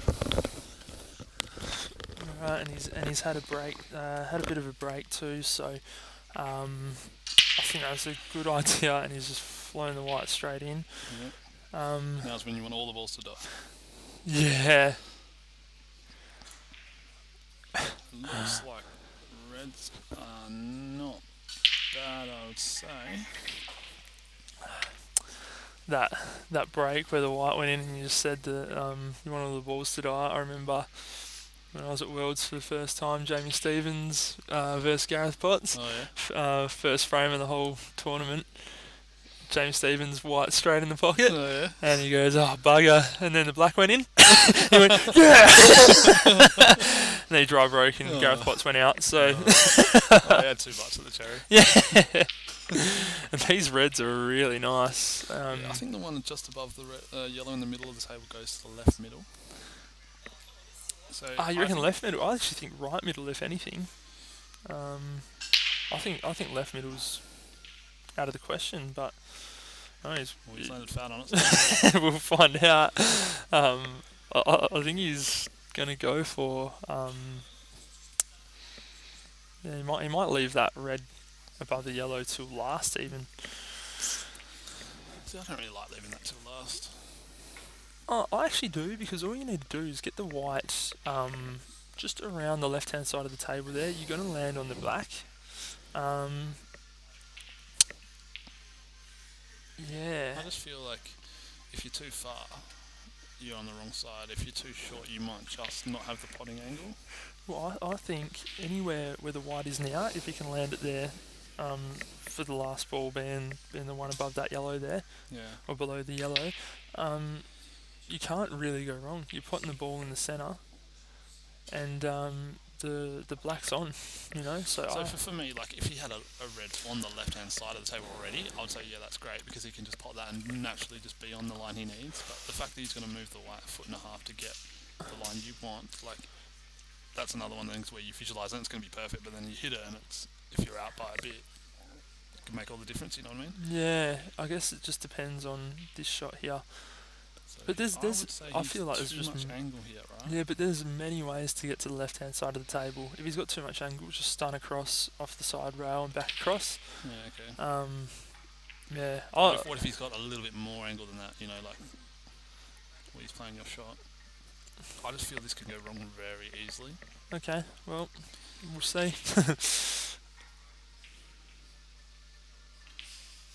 Right, he's actually going for the left hand. Okay, so it must go. That's strange because I would have played that at the very start when he was on it. Perfect. Yeah, that's the thing.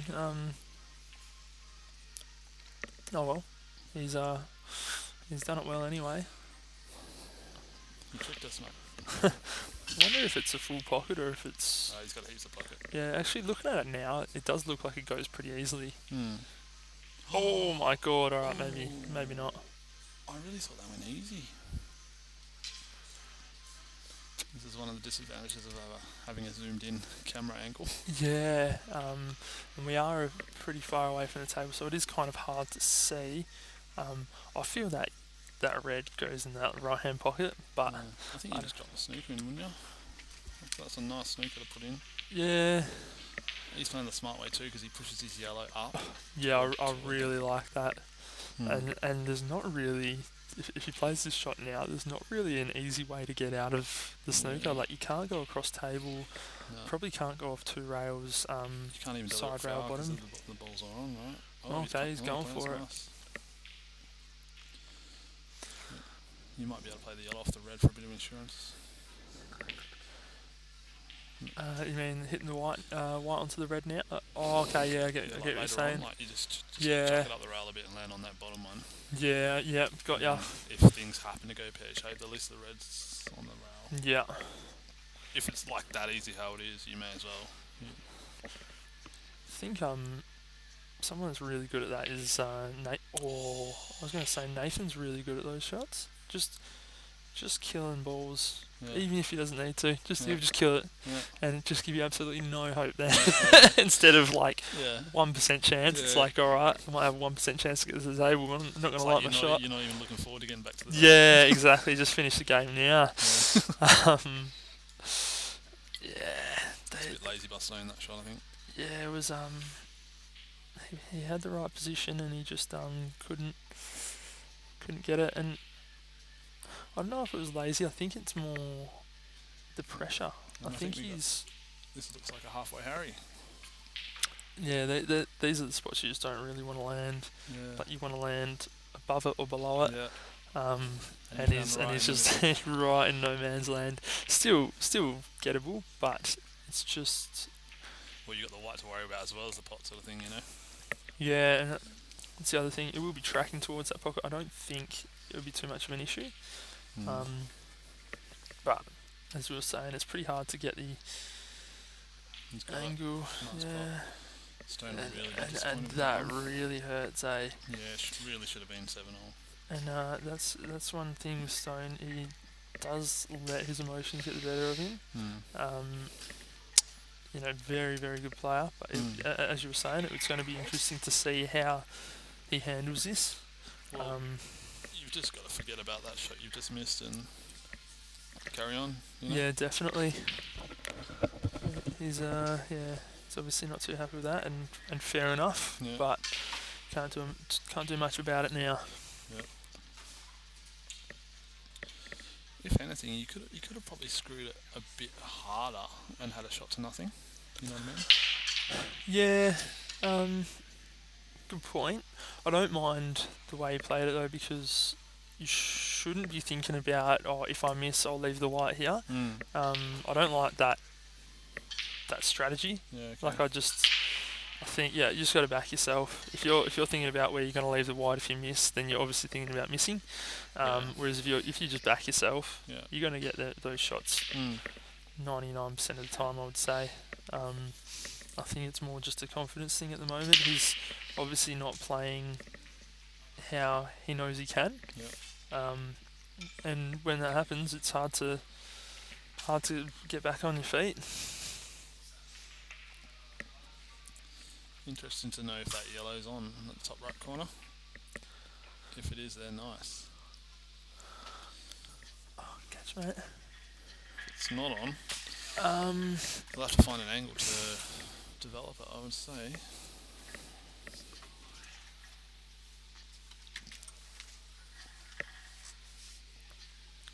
He's going yellows, and he's Cut missed. that by somewhere. And Stone needs to pounce on these opportunities. Mm. Neville is missing. Like Neville doesn't do this to me. He just pots out every time. Well, So the you way got I'm to. looking at this is we've got the red off the black in to start, Mhm. right? Then you've got to find an angle to get that red off that yellow in the top right, and then you're out. Well, can you do it now? He's missed the pot, hasn't he? He's got a bit of a result there. Yeah, that's actually really not bad. Who I take think, I that? think it depends how big of that pocket you had to decide whether you want to go into that now. Or not. Yeah, because if you're hitting it hard, it's squaring up more. Yeah. If you're hitting it soft, the red's moving forward, Yeah. which is obviously going into the pocket. Yeah. If you're belting it a bit, Yeah. then it's going to square up, and that's what it did, and that's why it hit the jaw. If he played that exact same shot with half the pace, would have gone in. Yeah.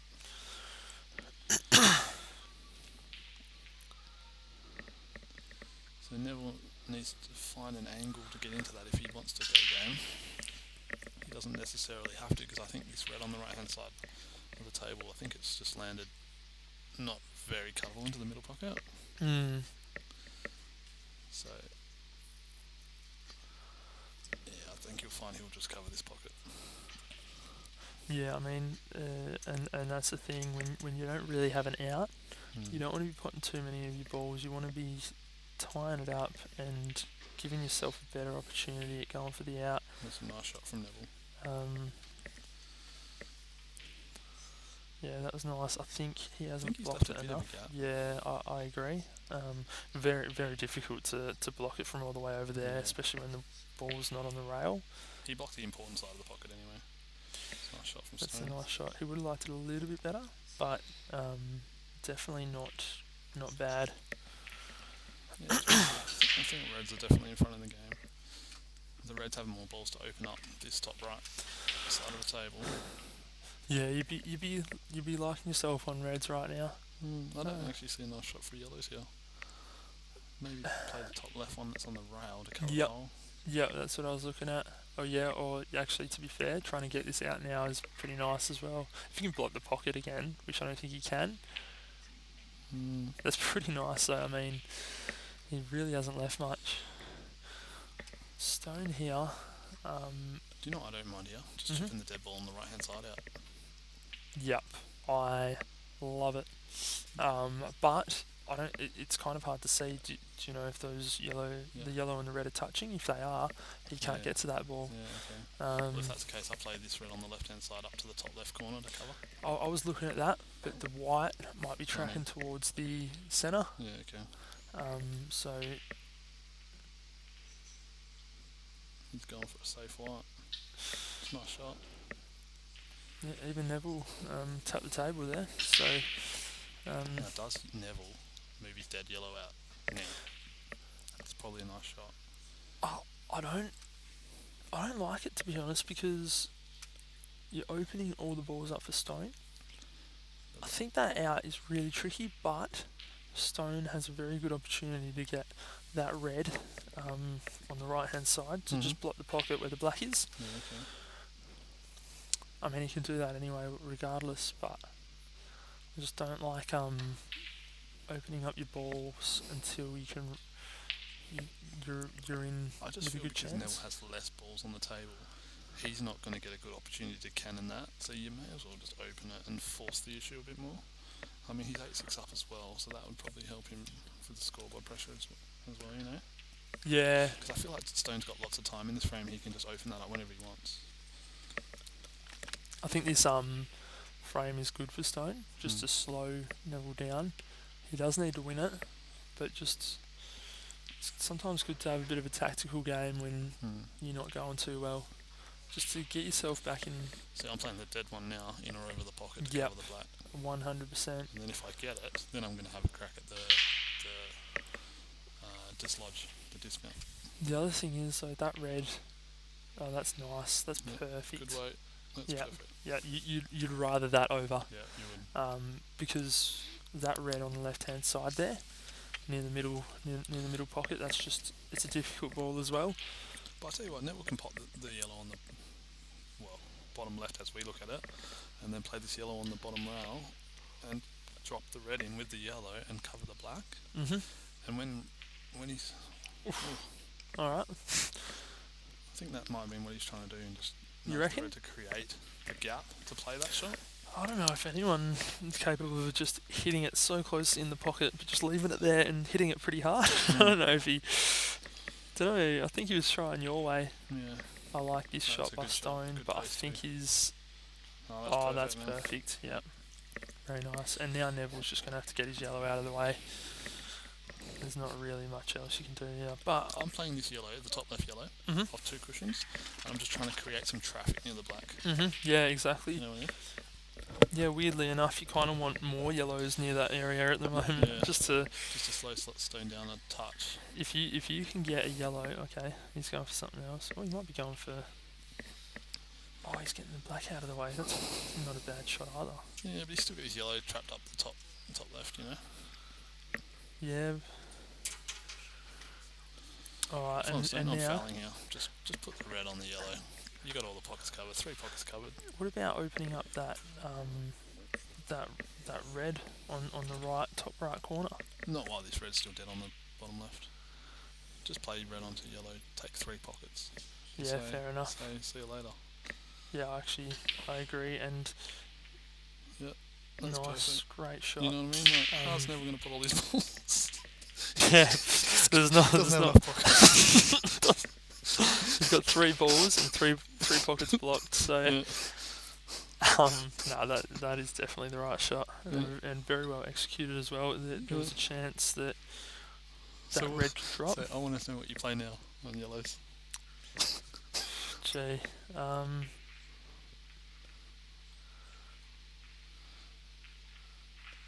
There's no shot. I can't see I don't think 40 seconds is enough time sometimes, eh? Not when you got that going on. I'll tell you what, if that goes in, that's a fail. Oh my god, now we can... He's played an absolute amazing shot there. That's actually ridiculous. No, That's actually so good. Now he can use one shot, free the 2 yellows up, and hopefully if he lands on one, he can finish. Unbelievable stuff.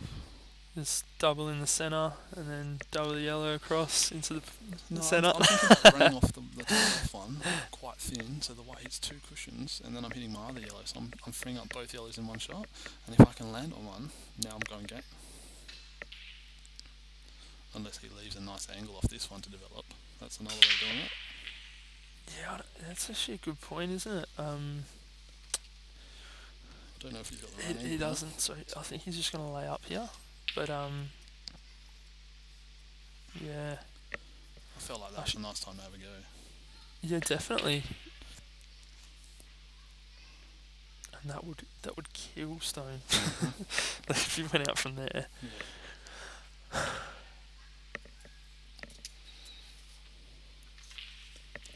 Wow. Oh my god. That is amazing. I cannot believe what I've just witnessed. That is just unbelievable put out. Well, he hasn't got it yet. Well, he's looking a lot better than all his 2 shots ago. Oh man, he is. What's he? 64, right? Oh, that is unbelievable put out. You won't see many put outs better than that. Here I was trying to figure out what the hell to do with 3 pockets below. That's actually Well done, Neville. That's unbelievable. amazing put out. And Just Stone's not happy, but you can't really do much as an opponent there. He did all he could, and it was just outplayed in the end. Like, that was just unbelievable, really. yeah. While Stone's racking up the balls, we better just let you know about the couple of things going on the next night. 2 nights at HQ. Yep. On Wednesday night, we've actually got the 2nd Division Grand Final. Is there going to be streaming for that, or? I think there might be. Jeremy was saying something about he's going to be doing the streaming for that one. So I actually don't know. I don't know 2nd Division very well, but whoever's playing for that, you'll be able to watch that at home. And normally there's a very good atmosphere at HQ for the final. So if you just want to come down for a drink and watch some pool, that would be good. And then on the Thursday night, we've got the Premier League singles semi-finals and final. Yep. I'm lucky enough to be in that, so I've got Brownie. And that'll be on the mainstream table, won't it? Yeah. I think that'll be a very good match. And then the other match is Cedric's made it to the semis. He's playing against Nathan. So two good matches there. And Cedric's obviously playing very well. Just knocked off Mandar in the quarterfinals. Yep. So yeah, I think that'd be an interesting match as well. Mm. He could fire. I mean, Nathan's just an Tell you awesome what. player, but Meanwhile, Stone's just broken, potted a yeah, bunch of reds and he it's all put it over. 3 reds, and yeah, he's landing nicely. Not even enough time to give anything a plug. We'll get onto it after this frame. You still got to get it. it. In the yellow here to move it. Yeah, Just hold on I the think so. yellow. You slow roll. I'm thinking half pace, sort of. Oh man. And this is the thing. He just when you're down, it's so much harder to get the out. I was saying at the very start of this whole match when Luke and Jack were at the table, Stone's the best at master breaks. He gets the most. Yeah. He just And like we were they're just all saying, we're there. interested to see how he fights back from being a couple of frames down. Yeah, and the fact that Neville's just pulled that out as well. Yeah, I it's think must be getting to you somehow. Yep. And as I said, Neville is a huge player. I rate him highly. And this is the other thing. He doesn't really give you an opportunity. When you miss that red, when you miss that last ball, you get punished every time. So but yeah. Anyway, going back to Thursday night, I think it's going to be a good night. A few good matches going on, and the grand final will be on that night as well. So a lot of pool going on. Races to 8, 7, Yeah. and the grand final 7 as well. I'm pretty sure it might be 9. Might be it 8? Might be 9, but I think it's 7. Really, wouldn't be 8? Like just jump up 1? Or Well, it's been 7 the whole way through. interesting. Yeah, I don't know. Maybe I would have. Can't remember what it said on the sheet, to be honest. Yeah. Oh, that's I'll alright. just focus on trying to beat Brownie, and then I'll worry about what I have to get to in the final. Yeah. Well, yeah, exactly right. You got to get there. I'll tell you what, he's left doing the up and down here. Yeah, that's Like actually. cut this in and up and down, and you've got the black top left corner. He really does have to get And you this. can cue right through this. These are such hard shots when you're already under the pump. Oh no. Do you reckon he's put a bit of side on that? Like, it didn't seem like that was the angle. I think he just overcut it a little bit. Yeah. He might have put a bit of side on it, but yeah. Now And this one, are you laying up or are you cracking into it? gee, if you can get, yeah, I I feel like don't you know. got the 2 cushions, you just smack into the back of that black. I agree. What's And he looking you at? can go He's- off the 2 yellows in the middle, you can go straight in the middle. Well, you reckon go for it, eh? Oh, 100%. Yeah. See, the thing is, if you lay out of that, he's got a billion yellows to hit and you get out of the snooker, right? Always Did flicked it. Wait, it's okay. You know what I mean? Like, I don't know what the strategy was behind that. yeah, well, like, it was you're too either- hard, you're too either hard to hitting it- snooker, and it wasn't enough to hit bottom. Yeah, you're either just tapping it Yeah. or you're going for it. Mm. Yeah, actually, looking back, I do like just going for it because unless you get the snooker perfect, it's You can just come out of it so easy. And yeah, and even still, dead, you know? I just think, see where those 2 yellows are touching each other? That's a big target. If the black hits any part of the back of them, there's a big chance it can go in the left middle. yeah, that's And that's what I like. That's why I like cracking into the black there. sometimes you just got to flick one and get the ball rolling again. Well, You know, it's like, a half fluke, but you can see a few different ways how the black can go in. So yeah, it's a good Like, point. yeah, you'll still apologise and say, yeah, I'm sorry, that was a bit of a fluke, but in your mind, you're like, that was a bit of a chance there. Yeah, you know? definitely. I wonder if Neville lays the snooker here or goes for it. Looked like he overcut that, but he got it. So these are all on. I'd say he's just going for it. Yeah, but you got to play this one long, then you got to play one of those 2 next to each other and have a good angle. I think they're all pretty easy though. I mean, like this one, it's pretty dead straight. It's just roll. So I don't think it's going to be too much of an issue, especially when you're feeling confident. You're going for these every time, I reckon.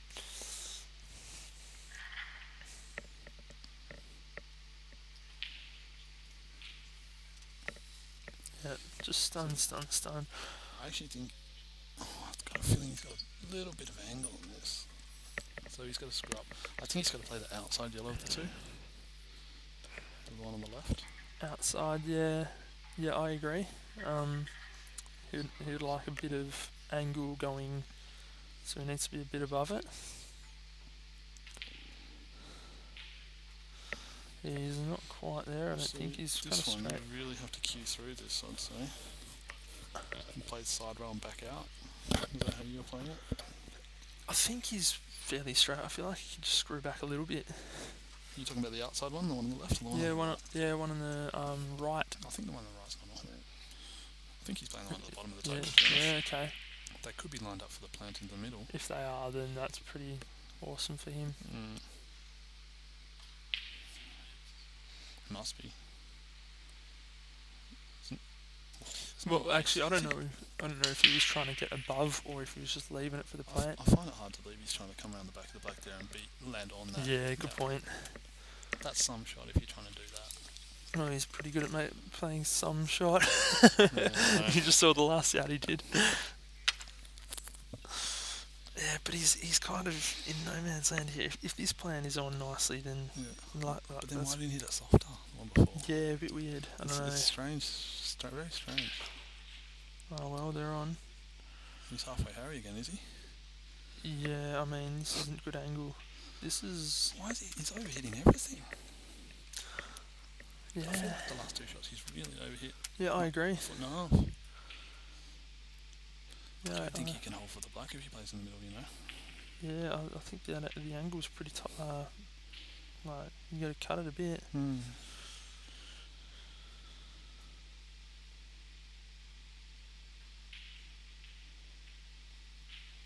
I tell you such what, a nice shot. It's a beautiful shot. He's great at recovery shots. He's just able to hold that.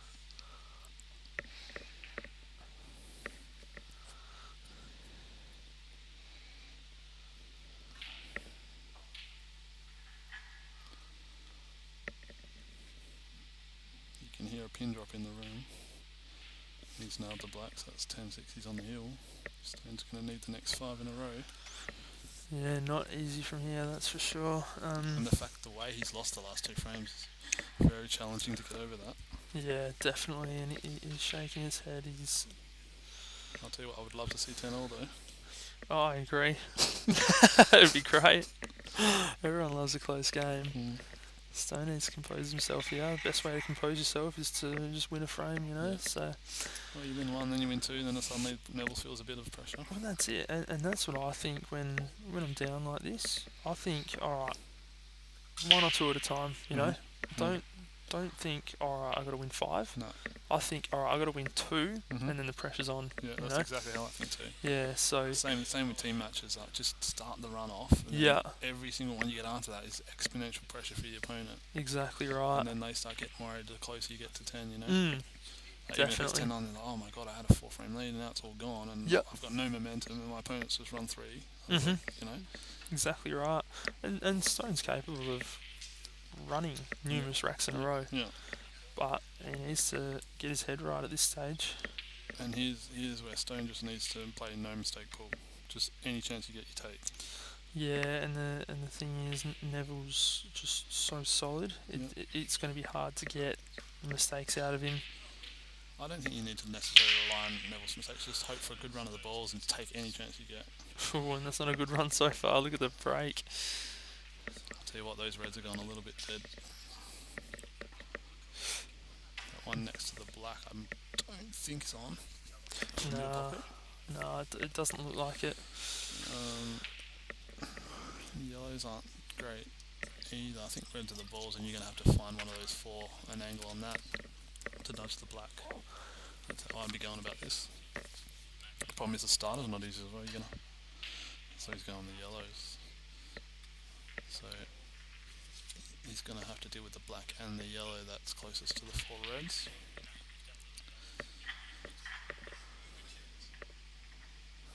It's not a bad shot. He's yeah. It really is just that black. I feel like you can get that that yellow in the centre of the table there off the red and into the centre, and you're opening up the black. I was looking at that too.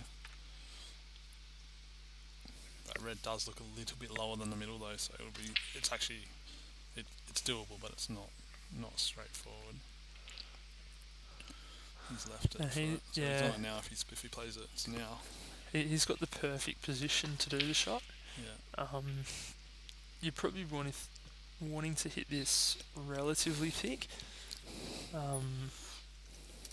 And then really the only other hard ball is that yellow.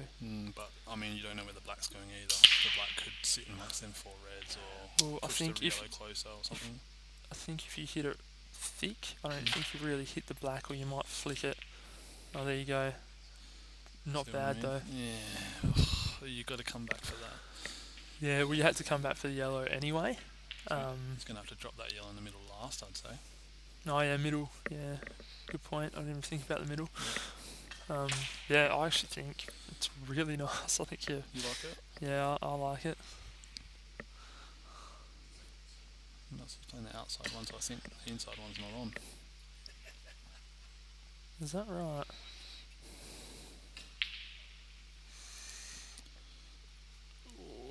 Can he hold? That's the question. Well, I actually think he might stun across now for the corner again. So both yellows in the same pocket, because I just think he's got too much angle to hold for the centre. Yeah. If you do stun across, it's like a baby screen. You got to time it real nice to just miss the black. Yeah, I think it's definitely gettable though. I think it's a much easier shot than trying to hold for the centre.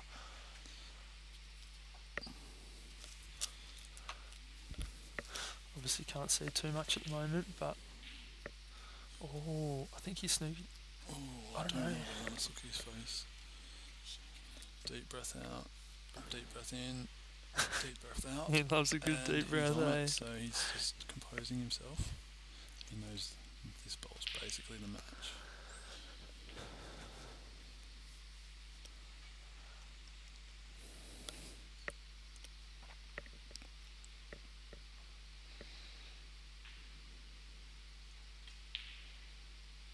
Oh, he's hit it beautiful.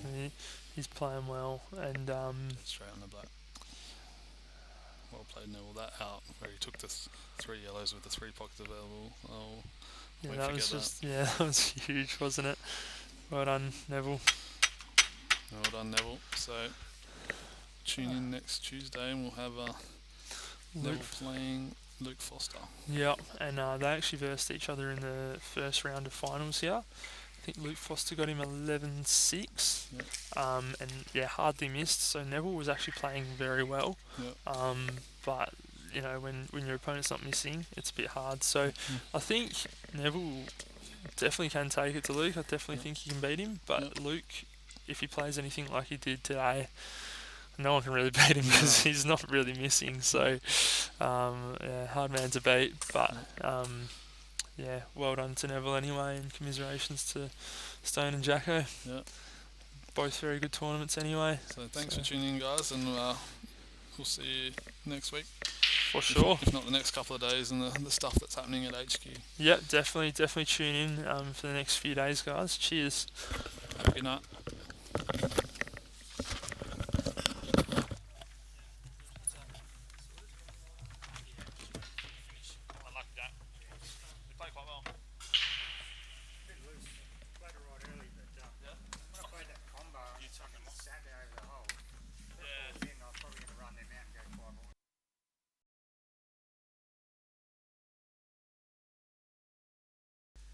Combo where it set up the hole over there. We thought it was going to drop. Yes, so did I. We were like, you probably run that in, but I had an easy ball as well. It was a huge shot, eh? Like,